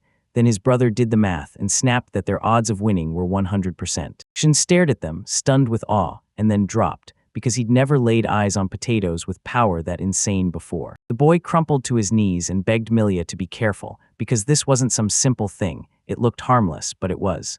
Milia stared at him and demanded to know what potato power even meant. The man burst into loud laughter, told the boys to go all out, and at least try not to make fools of themselves. Then Kshin pushed up from his knees and snapped that beating them wouldn't come easy. The host blurted that just like that, the 103rd potato-digging competition was officially kicked off, so Milia stared at Zayan, utterly stunned, and demanded, "Are you seriously messing with me?" The second the competition got announced, a brutal battle erupted, both sides throwing everything they had into digging up potatoes. At one point, Zayan was running on fumes. Then one of the guys he'd competed against stepped in and pulled him back up. Zayan yanked his hand as they locked eyes, both desperate to win on equal ground, and after a few heartbeats, the hosts blew the whistle. The man grinned and declared he was finally ready to name the winner of the 103rd potato-digging competition, and everyone froze in tense silence, holding their breath for the results. The host blared the news. Ishtar from Village X and Melody Milia, his teammate, won first place in the competition. Zayan erupted in joy, while Milia stared in shock, stunned that they'd actually taken the top spot. The guys strolled onto the low stage, and there was the host, already waiting like he'd been counting the seconds.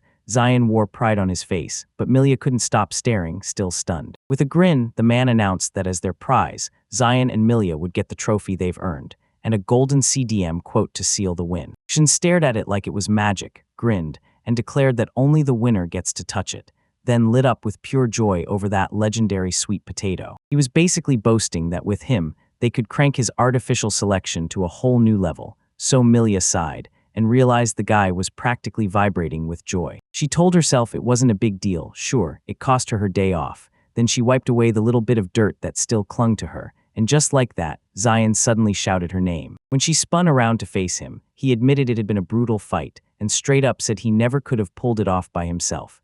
Then he thanked Melia, voice warm and sincere, and told her how relieved he was to have her as his partner. She froze with shock, cheeks flushing hard, then stammered out an awkward yes and grabbed the hand he reached out to her. She couldn't shake the feeling that something must be wrong, because this was the happiest she'd ever been, like the world finally clicked. Then, out of nowhere, blaring cries tore through the air. The alarm had just started. Someone was yelling at the top of their lungs that their already prepared matches for the jacket potatoes had soaked through after an accident. The competitors yelled at the top of their lungs, freaking out and begging, "What's going to happen to our main course?" While the bespectacled guy snapped, panicked and tense, that the odds of bringing these chances back were 0. Million clocked the crowd's panic and crushing disappointment, then spun toward them and blurted, totally confused, what just happened. She lifted her hand and said she still had no clue what just happened, then flicked her fingertips like she was trying to shake the whole moment loose. Then the flame took off like a wildfire, and the girl blurted, "Tell me this is gonna work." Everyone around erupted in cheers, shouting that Milia wasn't just amazing, she was a real goddess. After a while, she and Zayan dropped onto a bench and talked, and Milia couldn't believe it. She'd been grinding all week just to pull off their date today. Shin took one tiny bite of his potato, stared at Mila like she'd gone insane, and demanded to know what kind of date she meant. The girl looked totally thrown off and snapped that nothing was wrong, insisting that wasn't what she meant in the first place. Zayan wrestled hard with Melia's words about a date, because she looked totally stunned, not knowing if he truly couldn't get it or if this was just some kind of prank. Melia's cheeks flared with a blush as she admitted it. Yeah, it was totally like that, a real date. She explained that a date is when you meet someone you like and just enjoy yourselves together. As she talked, they kept piling on that delicious food, and when Zeon heard her, his face lit up with a sincere smile. "Yeah, then it's definitely good. but the girl stared at him, completely baffled. With a huge grin, he blurted out that today was their first date. Then Milia looked at him, and without warning, her nose started bleeding. Milia Vermilion's very first date was a total win. Nothing but pure success from start to finish. She couldn't stop dreaming about how amazing it would be if every day turned out like this. Then the men in the competition watched their goddess collapse, panicked on the spot, and sprinted for a doctor. Thunder crashed inside the castle, and the Devil King snapped that the warrior he sent was taking far too long. Gunjar sprinted up to the girl perched on his friend's back and blurted that he was already here, while the Devil King smirked and said she looked like she'd wandered into a magical family's house, yet they couldn't even pour tea without messing it up. Ganger's fists clenched in pure rage, yet he still apologized to her for making her wait. Then the demon snapped that everyone there was nothing but talentless. She leaned toward the demon and asked, "What's your name, Gungar?" Then grinned like she owned the night and said she had nothing better to do, so they should go have some fun, only for the demon to snap with pure fury at how cruel and unpleasant she was. He couldn't refuse her, so he clenched his teeth and bore it, telling himself this was the kind of torment he'd have to swallow. The demon queen had Sukka step forward and tell the Devil King, "If I'm so bored with nothing to do, then why don't I go visit Nagaraja?" Sakabachi let out a heavy sigh, asked what it even meant, then snapped that he was impossible to crack, so she couldn't stand him. Then she flashed a huge grin and said, "If we both walk out, nobody can deliver our messages." And she looked at him like, "So where exactly am I wrong?" After staring at her for a while, the girl finally cut in and asked what news he meant, again and again in that biting silence. The Demon King just smirked and said it was obvious. Meanwhile, over in the Empire, Naga Rajastu didn't even bother watching his foe as it hovered in the air above him. The demon swaggered over and promised he'd wipe them all out by himself, crushing them into dust, while right in front of him, the hero ranked second, Great Sage Parmela, was bleeding out in plain sight. The demons crept forward, murmuring that the moment he first heard the strongest hero could be outmatched, his anticipation burned hotter than ever. He lunged even closer and slammed the hero down with every ounce of strength, pinning him to the ground, and he snapped that it was the most crushing disappointment of his life, while the hero coughed up blood, helpless and unable to fight back. Nagaraja stepped in even closer and barked that if the sage was truly a warrior, she had to take his power with honor, no excuses. The girl heaved herself up from the ground with shaking effort, realizing just how brutally strong he was, and the only thing she could compare that power to was the Demon King. The girl hauled herself up from the ground, gripping her staff tight, then blurted an apology. Yeah, she was famous for being painfully stubborn, but honestly, it'd be worth postponing things until the fight with the king. And when it came down to it, she really didn't mind at all for him. Right after that, a massive comet tore across the sky above them, forbidden magic meteor fall. The girl screamed that if she died, he would die right beside her. Nagaraja nodded like he truly got it, then grinned and said it was great.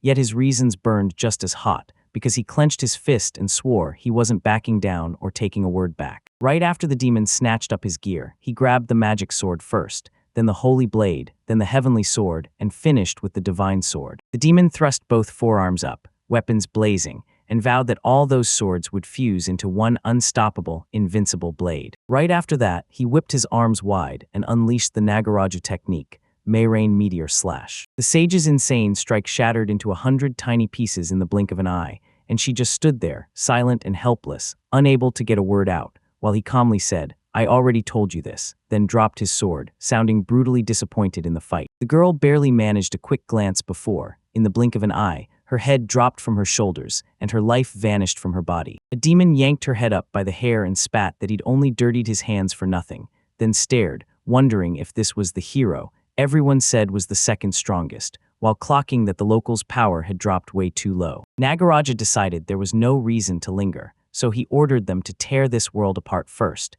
and then move on to the next. Milia spun toward Zayn in shock and demanded to know what he meant when he said his parents were coming to visit, because the girl was absolutely stunned. Milia stared at the guy in total silence, clinging to his answer, and Zayn just stayed cool, saying everything was exactly like he promised, and they'd reach the capital soon because his parents were dying to see the city's sights. She let out a piercing scream, demanded if he was serious, and couldn't stop herself from wondering why he hadn't told her, at least a little sooner. Zayn stared at her, utterly confused, and demanded to know why he'd even have to tell her that his parents were about to arrive. The girl tensed hard, realizing she had to do this to finally meet her parents. Only, the moment the thought hit her, embarrassment crushed her voice, and she couldn't get a word out. Suddenly, Zeon smiled, leaned in, and said they couldn't wait to see how their son was living up to his hero title. He snatched up a tidy pair and shrugged, saying it didn't matter if he could handle them, because he wasn't about to prove anything heroic to anyone. He stared at the pair and snapped that he'd said it 1,000 times. He wasn't fit to be an assistant to Melia or anyone else nearby, and the girl just stared back, asking if he really believed that. She admitted she couldn't quite read what was going on in his head, yet she couldn't deny the truth. He'd already become an amazing hero, and when she said it, he stared at Melia like she was made of pure admiration. The girl was racing to figure out what she could give him to prove she meant it. Then, out of nowhere, a bunch of kids sprinted up and grabbed everyone's attention. The boy stared at Zion and blurted, "Wait, is your name really what I think it is?" The girl beside him gasped in awe, "Whoa, you're the third strongest hero on the list."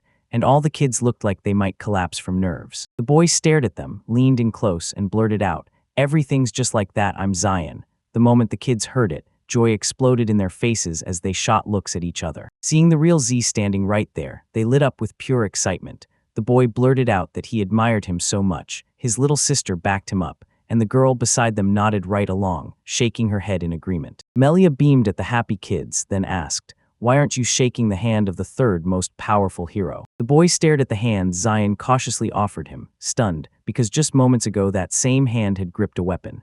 The kid burst with delight, while the girl clapped in excitement and shouted that she wanted to shake Zion's hand too. When the kids grabbed his hand, their grins widened and they sprinted off right away. Then Zion and Melia waved goodbye to them with warm smiles. The girl stared at Zion and realized he wasn't even that shocked. He just glanced at her, awkwardly smiled, and admitted that everything felt wrong and he was barely processing the news.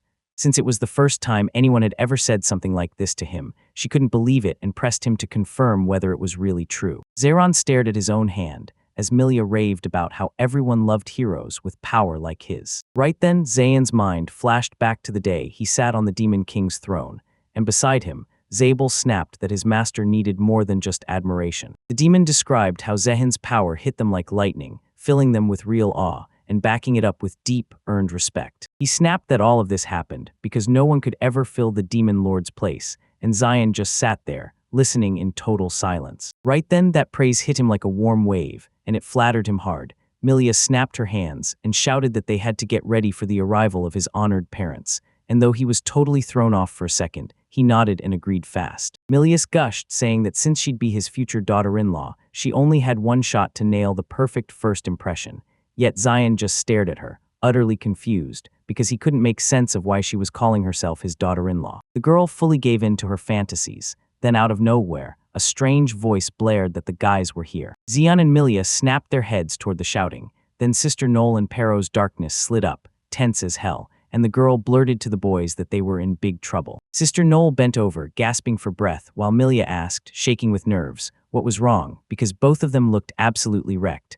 Noel snapped upright and blared that it was an emergency. She blurted out that the entire Brunalag Empire had been wiped out and leveled to the ground by the enemy. Melia blurted, "No way. One of those ultra-strong heroes is already inside the Brunar egg." Suddenly, the girl's face drained of color. She blurted out, "Am I right that Parmela should be here?" Sister Noel dropped her gaze awkwardly and admitted that, yes. She went on to say that if you believed the story they'd already heard, then Mrs. Parmel didn't just die, she was met with a brutally cruel end. Melia snapped that it was just awful, then shot out a question. If the enemy was this strong, who the heck were they up against? Zion stared at Sister Noel and demanded, "Is this really the Parmela who's ranked second?" Melia blurted, "No way, there's no way this could happen, not to Parmela, the one who runs the Brunner egg." Right after that, Melia blurted in panic, demanding to know what was happening to Mr., and Sister Noel snapped back that he'd rushed into a nearby state bordering the Empire. The girl squeezed her fist tight and swore that if Brunaleg had fallen, they couldn't waste another second there.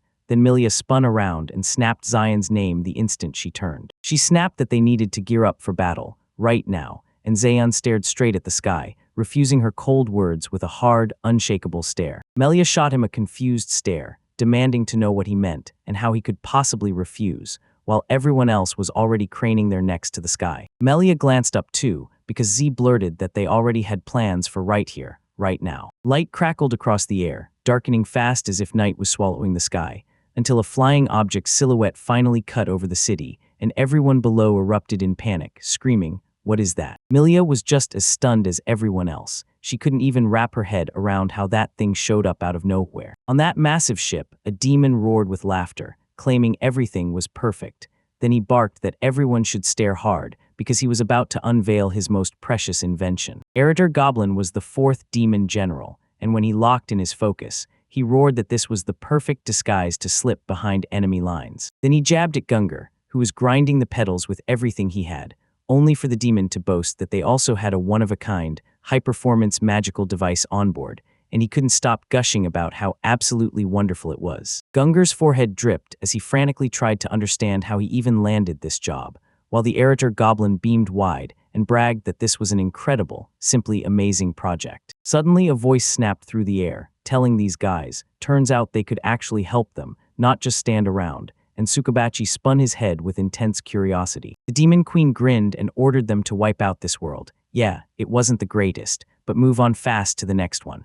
Naga Raja then muttered that he was bored and told them to do the same, because this way they'd get to the next world in a flash. Eritreus froze in confusion as he saw them. Milia turned ghost pale and demanded Zion confirm it was really the same Eritreus, and when the guy nodded quietly, he straightened up and warned, in a hard voice, that there was definitely someone else out there besides him. Sister Noah threw herself into the chaos, shouting at the residents to run, right now, while people scattered in wild panic, sprinting every which way. Suddenly, blazing flashes erupted across the sky over the enemy ship.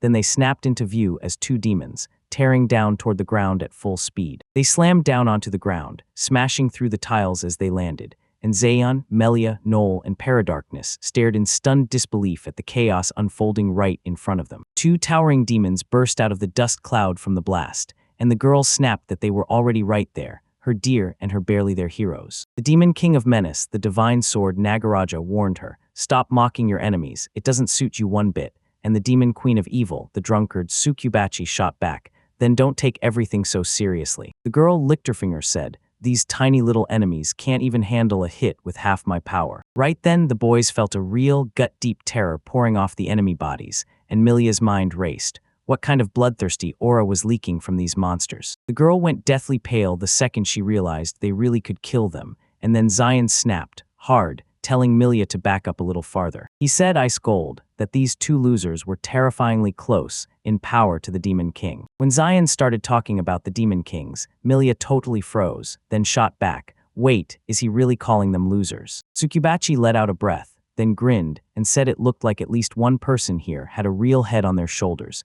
because they actually understood what he was saying. With a pathetic little grin, she told him that, sadly, it wasn't just two of them. Then she looked him dead in the eye and said there were four. Right then, silence swallowed the lands around Brunnelig. Alba, Mr. and Ruby stood eye to eye with a brutal foe. Alba ripped through the quiet with a loud scream, demanding what was coming at them. The demon inhaled sharply as Mr. stared down his enemies, all tight and tense, and then the demon said the little animal was something special. The Void's demon queen, Ice Empress Hesitsuka, shot up her hand and dismissed it as nothing, then ordered them to wipe those things out ASAP.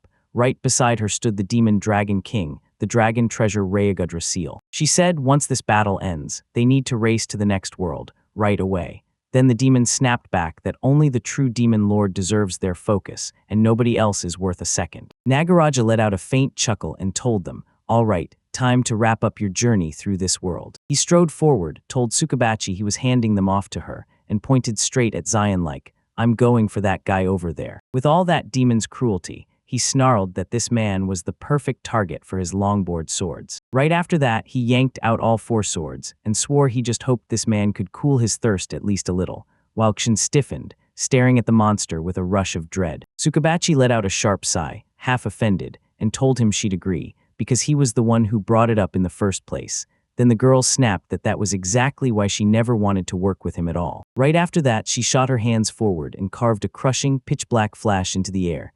Then she whipped her magic around, summoning dark and fiery, Furno power. After the attack hit, Sister Noelle and Paradarkness charged straight into the fight, hell-bent on stopping that girl before she wrecks the whole city. Then Sister Noelle poured her powers into a single fist, and with a deadly calm, warned Tsukubachi that they were going to destroy her. She unloaded her killer move, slamming her strike straight into the solar plexus, and right after that, Tsukubachi got blasted backward, totally unable to answer back. Zion caught it instantly and roared at them to stop. These demons won't go down that easily. Right then, Milia shot her hands up and planted a kiss on the boy's cheek, and Zion froze in pure shock. Milia told him she totally got why he was panicking, but he couldn't forget.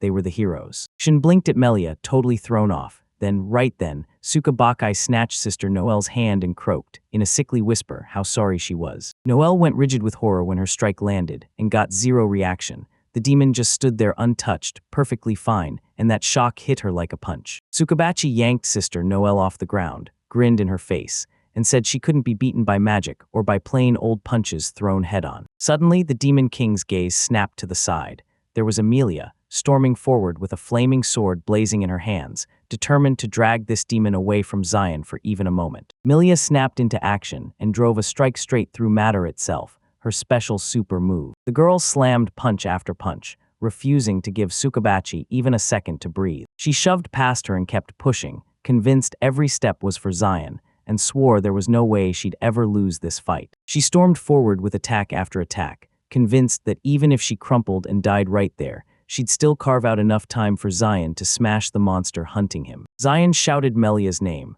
panic spiking as he begged her not to die. Then the demon he was battling cut in mid-sentence, taunting him that this girl trusted the guy completely. Nagaraja stared at Melia and sneered that she was nothing but a pathetic girl, then challenged her. Did she really think Zion could beat him by himself? Zion stared at the boy and said everything matched his suspicions, and those locals were way too cocky. He couldn't take it anymore, so he told Nagaraja to shut up for a moment. Zion was totally lost, because back in his past, all he ever did was dream about meeting guys like Nagaraja or Sukubachi. He couldn't stop thinking about Milia when he snapped. I have no clue where they came from now, and the feelings it stirred in him hit hard, but there wasn't a second to dwell on it. He stared at Nagaraja and commanded him as that shadowy demon king, stop hesitating and attack me already. Zehen clenched his fists and shot back through eyes blazing with fury, admitting he was straight up in a nervous wreck right now. Saiyan tightened his grip on raw energy, face dead serious. Then Nagaraja gasped, saying it was incredible, and the Demon King leaned in, asking Saiyan if he truly meant to go that far. Nagaraj's eyes went bloodshot, and he blared out, "This just got insanely interesting." The demon stared the guy down and basically said, "This right here is enough to make every world I crossed worth it." Nagaraja grinned and said he'd always been thrilled to go toe-to-toe with a worthy opponent, raving that the boy looked built for battle, and pushing him to satisfy that burning thirst for a fight. Xian gave a small, tired smile and let out a sigh. Nagaraja jabbed his sword toward the boy and demanded what was wrong with him, while the Demon King prayed the kid wouldn't say he was done. Shin clenched his fists and flashed a grin, insisting he hadn't planned anything like that. He just suddenly remembered someone. The boy stared at Nagaraja and declared, with full confidence, that he finally understood the Demon King. Zan started marching straight toward Nagaraja, muttering the same complaint over and over, how painfully boring everything had become. He strode straight at the demon with unshakable confidence, declaring it was a bore, and then Zion shot Nagaraja a question. Did he really want to fight someone at full power? Shin slammed to a stop right before the Demon King, and with total seriousness, told him that because of this, it's impossible to wipe out the entire world. In the next instant, Nagaraja blurted out in total shock, and his eyes bulged wide as if they couldn't believe what they were seeing. Shin unleashed a thunderous strike, his Demon King's punch, straight into Nagaraja, and when the Demon King got hit, shock ripped through him as he couldn't make sense of what just happened. Zan stared at Nagaraja and said, dead serious, "I get it, you're the king."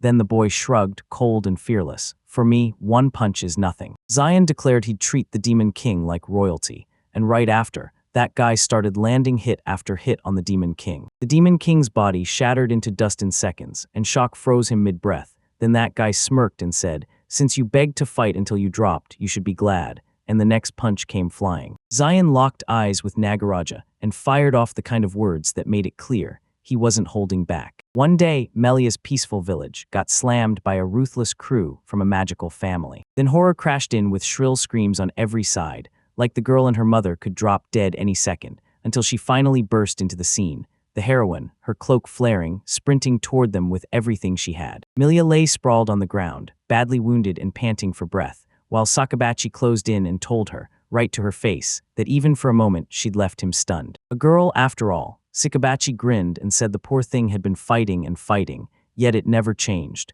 because Milia kept throwing everything she had at it. The demoness stared down Sister Noel and Paradarkness, smirked that she'd barely made contact, and then they couldn't move at all anymore. because in this world even humans were too powerless to fight back. Sakabachi snapped his kick into Milia and blasted her sideways, then growled that he'd slam her straight into the wall. The demoness bragged that this would be way more fun for her, but Milia cut in on the spot, claiming she just realized she wasn't some pathetic, weak hero, and then she slammed her power into her own wound, declaring she was still one of the strongest 100. Milia remembered how, almost right away, she swept past the very person she'd been idolizing back then. The girl's wounds started to knit shut, then she cut in fast, insisting it wasn't really healing at all.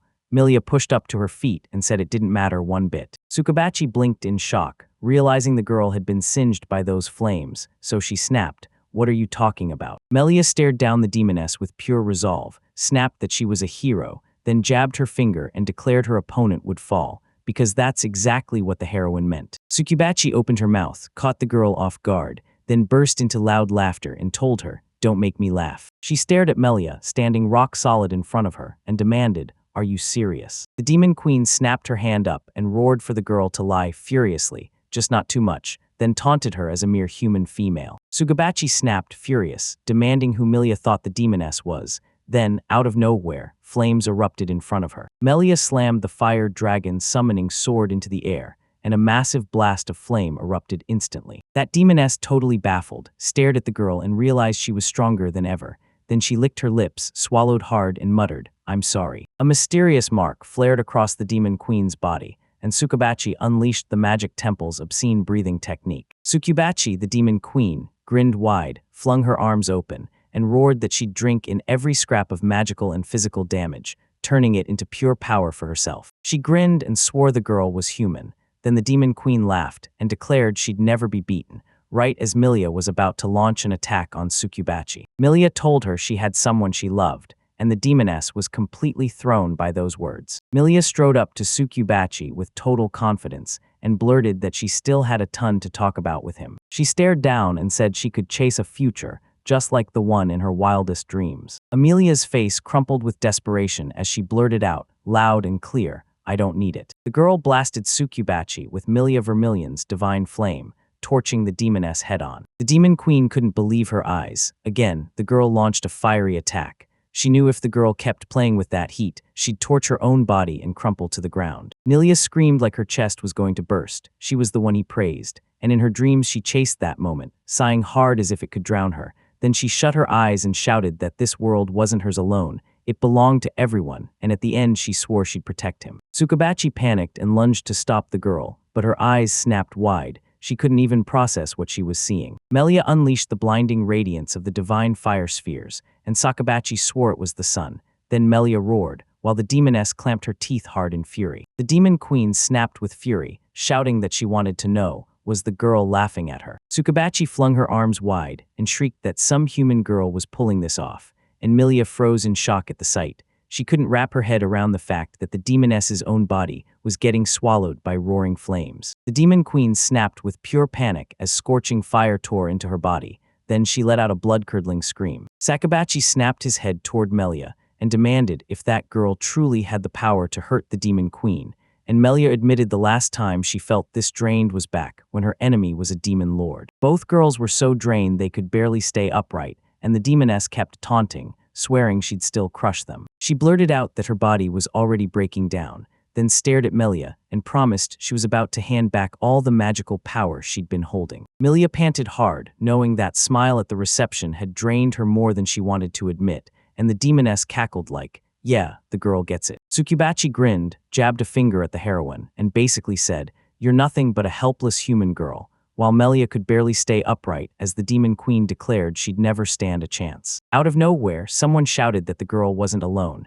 Then boom, Trishman lunged at the demoness, unleashing the 7 stars of divine light technique. The demoness got caught off guard, whipped her head toward the boy in pure shock, and Melia shouted to the Lord of the Night, Strishman, who just smiled and said he wasn't the only one. Right now, the demon queen is slammed through by the magic bullet technique, straight from the demon slayer. Sukubachi spun her head, hunting the source of the attack, and behind her, Dai-Maid sat up in the tree with a huge, twisted grin. Trishman Yusha screamed that she'd never have the time to take it in or recover, so this was it, their one shot, and the guy steeled himself to pour everything he had into that single, crushing blow. He unleashed the 7 stars divine light again, slicing straight through the demon queen. Sukabachi shot them a furious question. Were they mocking her? Then she nearly collapsed, screaming at them like her strength was finally giving out. The demoness tore into the night, screaming that they were worthless and that they'd never beat her. Then Yusha Trishman got blindsided. The guy hoisted his sword. Right then, a side attacker slammed into the demoness, and she snapped into confusion. Irritation sparked in her eyes as she whirled around, only to see darkness spilling in and Sister Knoll charging right at her. Sukubachi erupted into a loud scolding, and Milia snapped back that the demoness was terrifying because she was a demon queen. Then she threw in one more twist. Milia stood there, sword gripped tight in her hands, and declared they were the heroes because this world depended on them, and to protect it, they were ready to sacrifice everything to rise past her. With fierce determination blazing in her eyes, the heroine raised her sword and swung hard, screaming that she'd never, ever lose to that demon. Sukubachi tried to fight back against the humans, but all she could do was spit curses. Then Milia came charging in and slammed an attack straight at her. The girl snapped forward and landed a razor-precise strike. Confident as thunder, she carved out critical damage on the demoness, who crumpled to her knees, and Milio couldn't shake the shock. Was the past her staring back at him? That girl fought like a true hero, certain she could save anyone who needed her. Meanwhile, Demon King Nagarasha and Zayn clashed nonstop, trading brutal strikes and refusing to back down, until Zayn landed a crushing blow on the demon. Nagaraja snapped his arm back to land a brutal hit, only for the boy to stop it instantly with a simple hand block. Zayn's hand clashed head-on with the Demon King's weapon, sparks flying as the Demon King praised the hero as if he were unstoppable. He stared at Zayn and told him straight up, with a normal human body, he'd only survive against him for so long. The Demon King stared straight at Zayn, then said, "I've never faced anyone like you, so close to equal strength in any world." Zayn and the demon yanked apart in a flash. The guy frowned, and as he rubbed his hand, he realized the demon wasn't going all out. Zayn shot the Demon King Nagaraja an apology, swearing he was just enjoying the fight, something that caught Nagaraja off guard. The boy stood in front of the demon and flat out said he wasn't going to keep feeding his addictions, no matter what.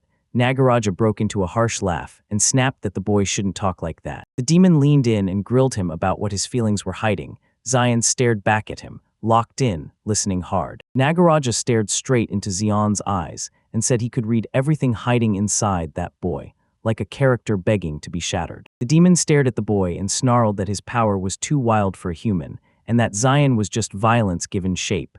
Zayn stepped forward, fists clenched tight. The boy stiffened with a jolt, and Nagaraja cackled, asking if he'd just found the one place that hurt. Then the Demon King snapped that it mattered more than anything, especially if you were just a normal strongman. Nagaraja spoke with total seriousness and told them straight up, "There's nothing wrong with giving everything you've got to beat that demon." Zayn stared the demon straight in the face, then demanded, "What are you trying to tell me?" Nagaraja barked back at the boy, daring him to push harder, and right then, the ground under his feet started to crumble. Shin got slammed out of nowhere. He staggered and started to drop as rubble swallowed him, and while he clawed his way out, the demon taunted him, saying, "If you're such a monstrally strong fighter, then why aren't you giving it everything?" The Demon King snatched up his weapon and roared that no man or demon should ever hoard all that power in just one chest. He was basically saying, "I've got nothing to face, no opponent at all," and then he turned to the guy and asked, "Am I right?" The Demon King swung his hands wide and thundered that Kshin should rejoice, because he was about to unleash every ounce of power buried inside him, while Kshin, dead calm, readied himself to fight back. That kid got slammed by the heavenly sword technique, one swing that slices right through divine truth itself, yet Zayn still managed to block it with his own hands. Tension snapped tight as the demon's sword drove straight through him. Nagaraja blurted in shock, "Can you block this too?" The Demon King swung again, roaring that he wasn't finished. Zayn snapped his eyes to the incoming strike. Shin whipped around and thrust his fist up to slam the demonic sword's strike away, right into the king-cutting technique. Just like that, on the other side, a holy sword strike cut through him, decapitating everyone in its path. Zayn spun in shock as a sword slashed in from the side. Nagarajak smirked and swore that would be his final strike. The Demon King raised the Sword of the Gods and slammed it down to end everything in one final barrage. Zayn's eyes went wide in shock. The boy lay on the ground, unmoving. Nagaraja stood over him and said it wasn't for nothing that he'd snatched the swords from their temple inside that multi-layered world. He stared at the boy and dropped the verdict, "That's it." Then the Demon King leaned in and demanded to know if his power wasn't even bigger than the other 4 Demon Kings. Nagaraja spun away from the boy sprawled on the ground, grinning and calling it a great fight. Then, just as he started to walk off, he whipped around in shock because the boy couldn't even hear him anymore. Shin stood right in front of him, chest heaving, and asked the demon what had him reeling in shock. Nagaraja snapped that it was impossible. Only a demon lord could have survived the last 4 devastating blows. Shin could barely stay on his feet when Nagaraja stared at him, stunned, because the demon king demanded to know why he was still standing, how he could still move, and even pressed Shin with a baffled question. Was he really human? He stood there slumped and hunched, staring at the ground in brutal silence, like he'd already accepted that everything was falling apart and it was a disaster. Zion stared, heart sinking, because the demon barely even seemed to realize this was supposedly all he could do. He stared that demon down with total seriousness, convinced that in this life he'd never once fought with everything he had. Nagaraja leaned in and asked the boy, right out of pure thrill, if he wasn't taking their fight seriously. The boy met his eyes, deadly calm, and said he'd already decided. The demon king flicked his hand and right then admitted, "Fine, if that's how it is, I'll tweak my whole plan." Zion barreled toward Nagaraja in full panic, shouting, "What are you even trying to pull off?" In that instant, Nagaraja slammed his hand down, blasting part of the city to pieces along that exact path. The boy scanned the room with worry in his eyes, and the demon king waved it off. "Don't sweat it." Then Nagaraja studied him closely and said, "Those families from these houses, they've already run." He snapped the second blade toward Zion and warned, grimly, that the next slash would be the one they couldn't dodge. Demon King Nagaraja slammed his strike again, ripping the air into a deadly shockwave, and Zayn got blasted right off his feet. He went cold with rage when he realized the demon wasn't coming for him at all. It was aiming for the city. Nagaraja stood his ground and admitted, yeah, he didn't do this normally, but if it meant seeing the guy unleash his full power, he'd do anything.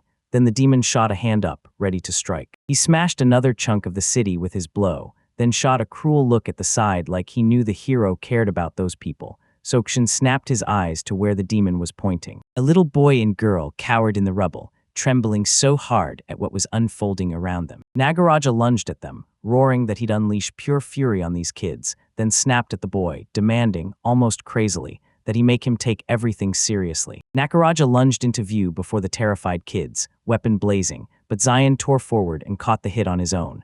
The Demon King froze, stunned by the boy's reckless courage and furious stupidity. He demanded to know why the wounded kid had thrown himself into that attack, while Zion panted hard and stared back at him. The boy spun around to the kids behind him and blurted, asking if they were all right. Then his eyes filled with tears as he shouted Zion's name. The boy started blabbering apologies, insisting it was all their fault, so Zion met his eyes with a gentle calm and told him to stop stressing. The demon towered over the boy and sneered that it was nothing more than a mortal wound. Nagaraja yanked his sword out of the boy's body and shrugged that it wasn't interesting, leaving the boy utterly bewildered. The Demon King stared at the boy like he couldn't believe the stupidity, then snapped that even rules of combat couldn't be set with a fool like him, while Nagaraja leaned over the injured kid and demanded what, exactly, he'd accomplished by risking his life to save those children. The Demon King sneered that if the boy fell, then once the children were gone, the whole world would crumble to dust. Nagaraja stared the boy down, demanding to know if he truly wanted to watch the world get torn apart. Zion stared down the demon with cold confidence and shot back that maybe, just maybe, everything was going to be okay. He stared at his bloody hand and muttered that people are the hardest creatures on earth to figure out. He started naming his acquaintances, saying they think clearly, stay loyal to their passions, and somehow, right alongside them, there are still plenty of faulty fools. Zion clenched his fist and snapped that humans weren't even close to perfect. Then he lifted his head with a small, smug smile like, this is exactly who they are. The Demon King eyed the boy with pure suspicion, like he couldn't wrap his head around what he was seeing, then demanded, wouldn't it be simpler to ditch them and let them die? Zan shut his eyes, grinned, and shot back that he couldn't do that, then strode straight toward the demon like a hero, bold and unshakable. A little boy and girl stared at the man through tear-filled eyes, then shouted with all their hearts, begging him to win. Zion closed the distance to the Demon King, and when they finally stood face to face, their eyes locked like neither would blink first. Zion grinned and said, he's wondering why I saved you, so I'll show him, then clenched his fist and launched himself to attack. Right then, Zion slammed a brutal punch into Nagaraja, and Nagaraja rocketed backward through the air. When he finally snapped his eyes open, he stared ahead in pure shock, like he couldn't even believe what just happened. Nagaraja, bloodied and barely holding together, let out a shaky chuckle and muttered that it was downright terrifying, then smiled, glad he'd finally see what the boy was like when he went fully serious. Zion stood right beside him, chest heaving, while the demon kept talking, claiming he understood that even with all the people in this world. But even so, they still picked that guy as the strong man. He erupted in fury and snapped that he couldn't help feeling sorry for Zion, because Zion's strength wasn't human at all. It was right on the level of the Demon King's. Nagaraja shot up, yanked his sword toward the boy, and shouted that it crushed his heart to see Zion reduced to a fragile little human. He stared the kid down and declared that the wound he'd delivered was lethal. The Demon King leaned in and warned the boy to protect himself no matter what, because he was still only human, and his wounds wouldn't heal in the blink of an eye. Madness burned in Nagaraja's eyes as he snarled that this gap could never be closed between him and the boy. The demon lunged back into the fight, claiming this was his way of showing respect before he finally showed Zay what real seriousness looked like, and then he threw his arms wide, unleashing raw energy from his body. The Demon King channeled the Nagaraja technique, fully embracing the real liberation and gearing up for war. He stared the boy down, snarling that he was nothing but a weak man, and that he'd show him exactly what his body could handle. Zayon let out a small laugh and shot back that the demon was basically admitting humans are weak. The boy clutched his fist tight and blurted that it finally clicked for him, and Nagaraja just stared, baffled, asking what on earth he was talking about now. Sheng shot back that he'd always been haunted by one question: why would people so fragile ever dare to face demon kings like them? And somehow, even with all that weakness, he couldn't shake the feeling that they carried something dazzling in their souls. Zayn grinned at the demon and said, "I've got something now, I just have it in tiny amounts." The Demon King Nagaraja demanded the boy wait, and the kid froze in utter confusion. Then Nagaraja blinked open his eyes, stared, and demanded to know who the boy was. The hero balled his fist tight and shot back with a fearless, confident stare. "I'm Zion Ishtar, and I'm human." Nagaraja reeled in disbelief as everything spiraled out of control, unable to accept that the sheer power of Zion had swept him completely off his feet. Nagaraja slammed himself into position and blurted out that this was impossibly good, saying he'd never seen such warlike fire in hundreds of years. Yet Zion was still just a man. The Demon King barreled toward Zion, roaring that victory was about to be snatched right out of his hands. Nagaraja swore the Demon King was untouchable, no enemies, no allies, so he moved in and attacked Zayn. The boy just stood there, fists clenched tight, complaining how exhausting everything was, while Nagaraja muttered that if you were alone in a spot like that, you wouldn't last. Shin couldn't stop thinking about Melia. Sure, he'd always figured humans were tiny and feeble, but seeing her proved to him that a human could be strong. The boy opened his hand, drew in strength, then snapped it into a fist again and spat out the same truth. Everything was exactly like that, before he launched a brutal, powerful strike. Zan blared out that the most dazzling thing in the world was now in his hands, and he stood there like he owned the moment, wearing pure confidence. Demon King Nagaraja froze in shock at the boy's raw talent, and curiosity practically sparked off him as the demon, fully locked in, bellowed commands for them to prove it. The Demon King unleashed his Nagaraja-style technique, the last, forbidden secret of true mastery. Right now, Zayon wields the sacred sword of the four elements. This is the world's creation, the hero's fist, and when the demon and the human collide, everything explodes into battle. Nagaraja's armor shattered into cracks, and Zion, former Demon King who'd spent years sharpening his power, declared that as a human, he'd eclipse even his old self. Then he struck Nagaraja with a crushing blow that decided the fight. The Demon King Nagaraja froze in shock, then hairline cracks spiderwebbed across his body as the demon chuckled, stunned by how impossible it all felt, until his body finally shattered into ruin. Nagaraja crumpled to the ground in defeat, admitting they'd been beat. Then the boy spun around and strode away. Right then, Zion snapped his head up when someone shouted his name, and his focus instantly locked on the heroes closing in. Milia rushed up and asked if he was okay. The girl's face lit up with joy, and she thrust her weapon forward, shouting at the top of her lungs that they'd won. A massive scar flashed from under her torn blouse, and the guy's eyes snapped to it. Zayon was shocked and blurted her name, right then as someone thanked Zayon, calling him a man. Zayon stared at Demon King Nagaraja, sprawled on the ground right beside him, and the demon chuckled that this fight had been absolutely legendary. Nagaraja stared at the boy, and with his final ounce of strength, he gasped that he should be proud, because he'd just wiped out the Demon King. Right then, the kids, still sobbing their hearts out, came charging toward the boys, and you could see the joy lighting up their faces. The little kids rushed up to Zion, and his face lit up with a warm, caring smile as the demon kept on praising them, saying they were the real heroes. All the heroes crowded around Kshin, staring in stunned silence at the Demon King. Then Xian nodded, agreeing with him, like he'd seen it coming all along. After settling into the palace for a while, Princess Bator shut her eyes with a satisfied smile. Breathless, she couldn't believe it. She was thrilled, because the day had finally arrived when the rating would change. The princess stood before her throne, with her knight, Yusha Trishman, at her side, and she declared that nobody would dare complain if he became a master. Then Princess Batruar sank into deep, brooding thought. Right then, Princess Bachelorette spun around with a bright, wide grin and waved like she owned the moment. Then she called Zion Ishtar's name and cheered that he'd been chosen as the master, #1 on the hero rankings. Suddenly, Princess Batchwar went stone still, stunned beyond words, because in the ceremonial hall there wasn't a single guy in sight. Only Mr. Hofter stood there, just as shocked.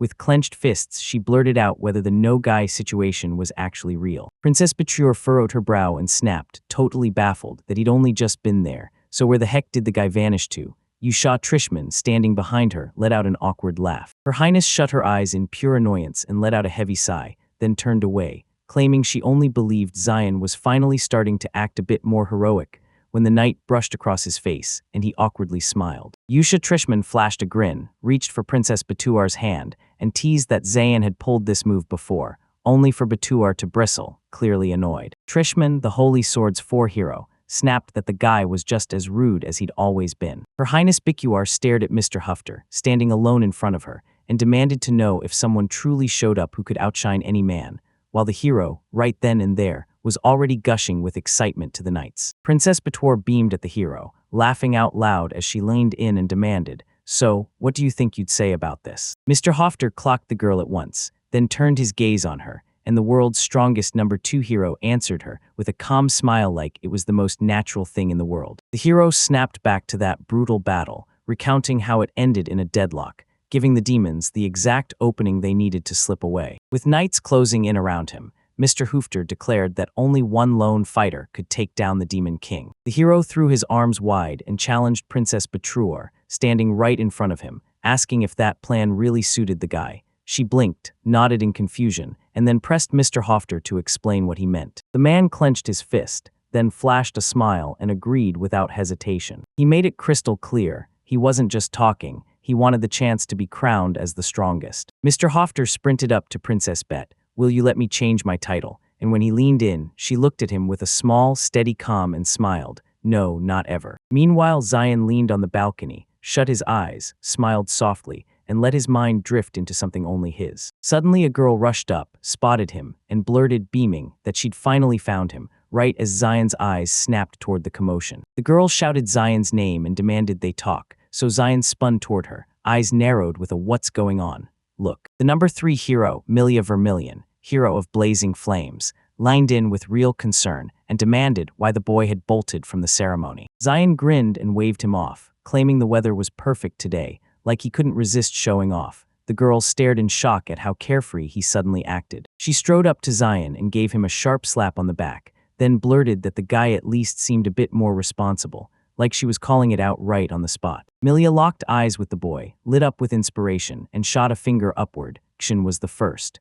She claimed those words were the true peak of the hero's journey, and when Xian scratched the back of his head, he shrugged and said it felt like reality. Zion grinned, jabbed his finger at the girl, and told her she'd climbed hard. She'd gone from 7th place all the way up to 3rd. Melia buried her face in her hands in pure embarrassment, then glanced at the guy beside her, and snapped back with a line so solid you couldn't even argue with it. The girl kept rubbing her cheek, shut her eyes, and admitted she still couldn't wrap her head around it, even with her in 3rd place. The guy snapped back in shock. "Doesn't it always feel like this?" And he admitted it was rare for him to say that, especially since she climbed so fast. Zion stared at the girl and told her, "Sooner or later, you'll be the first." Millie stared at Zion in shock and demanded to know what he meant by that. The guy fidgeted like crazy, admitting his dad had always lived under his mom's control, and Amelia didn't let it slide. She warned he'd probably wind up right in the same spot, leaving him watching Amelia for a reaction as her mind went completely blank. Xian kept rubbing his neck, confessing he'd sensed something was coming right before the fight. Right then he locked eyes with Milia, soothing the crying kids like it was nothing.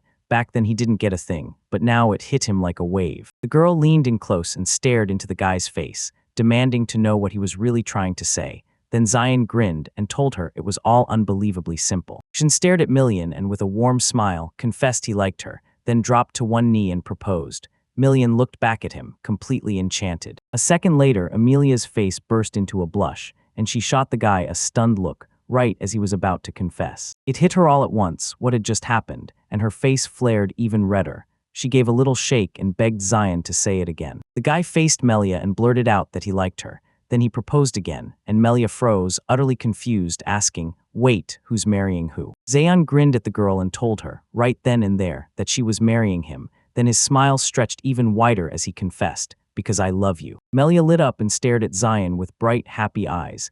Then she folded her hands, hesitated for just a beat, and still nodded with a clear yes. Shin spun away from the girl, pride blazing as he said it was perfect, his face glowing with pure joy. Now that they'd settled everything, he had to go tell his parents.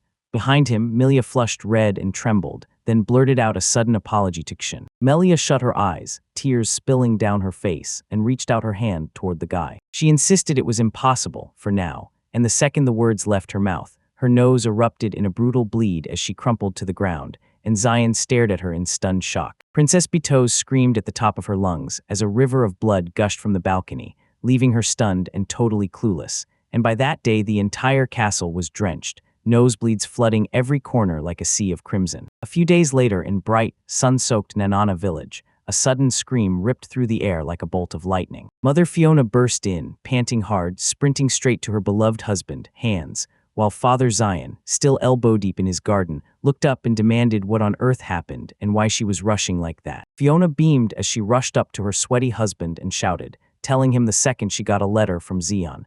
Then he leaned in, eyes flicking between the papers and her hands in eager curiosity. The couple stared at the letter, totally frozen with shock. Then Hans snapped, swearing at what he read, while the woman clutched the paper and stared at it in stunned disbelief. Zion's parents jumped into a frantic flurry, insisting they had to get ready for the holiday, and even get their minds right too. Then Fiona flashed a smile at her panicked husband and told him, "Just calm down first." Melia stood there in a crisp wedding dress, fresh flowers tucked into her hair, cheeks burning as she shot the guy an embarrassed grin and blurted, "So, do you like how I look?" Zion showed up in a wedding suit too, locked eyes with his bride, and then flashed a smile that said, "That dress fits you perfectly." He flashed a huge grin, waved his hand, and blurted out that it's actually true. Clothes really do make the man, and Melia snapped, clenched her fist, and snapped back in irritation. Did he even realize what he just said? Shin locked eyes with the girl and fired off the most insane compliment, saying she was the most beautiful in the whole world. And as the words hit the air, the entire scene seemed to sparkle.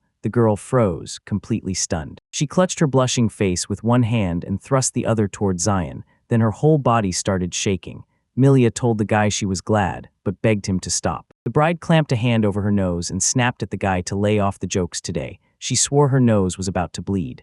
Then Zion instantly caught on, froze in total confusion, and hurriedly begged her for forgiveness. The girl blurted out that she was happy, yet this whole thing caught her completely off guard, and Zion, a little stunned, drank in every word from his bride before staring at her closely. Amelia gave an awkward little smile, fidgeting as her finger rubbed her red cheek. Then she shut her eyes and blurted out that the guy had just proposed to her. Shin cracked an awkward laugh and kept fixing his hair, like he was slowly turning more human. At least that's what he figured. Melia looked totally thrown off and shook her head hard, saying that wasn't proof of anything at all. The groom jerked his head away and caught the harsh no in his ear, froze for a second, then told her he got it all, while the girl stared at him, utterly stunned. Shin stared at the girl again, nodded once, and then blurts out that he needs to tell her something, so Melia tilts her head, totally confused by his sudden words. The boy's mood snapped to serious in an instant. He called the girl by name. Then Zion said with total confidence that he'd been reincarnated as a human,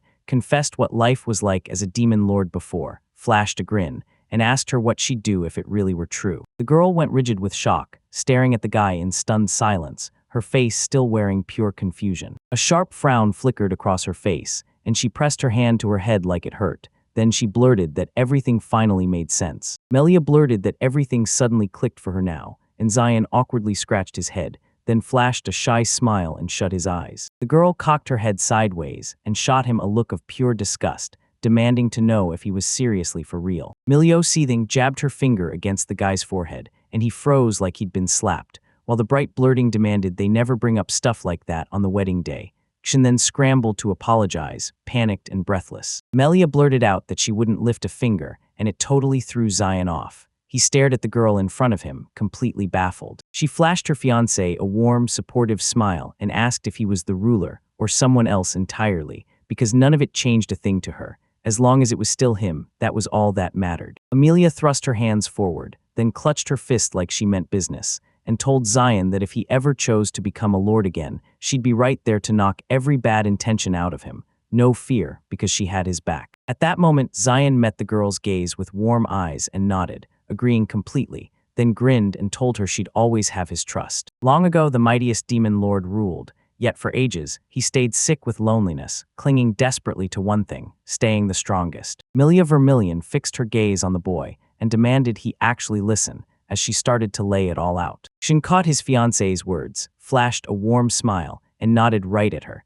Then she confessed she wanted to learn something from the former demon lord. Milia Vermilion and Zion Ishtar stood shoulder to shoulder before that massive door in their wedding suits, locking eyes, and then the bride turned to her groom and asked, right there, what he really thought of humans. The girl gripped Zion's arm and stared up at him with laser focus, while Zion kept his eyes forward, telling her, "Give me a second, I've got to think." He shut his eyes tight, a warm, dreamy smile on his face, and started answering his bride's question. Then he launched into his tale about the people. Zion's mind raced through everyone he knew, anon, packed with awards, the guild guys, stunned as they flipped through the newspaper news, and even the heroes and demons he ran into in this new place, because he couldn't forget his parents either, the ones who sobbed through his wedding. So the former demon lord got reborn as a human, one rebirth, one fight for power, new allies, and a few flickers of light to guide him.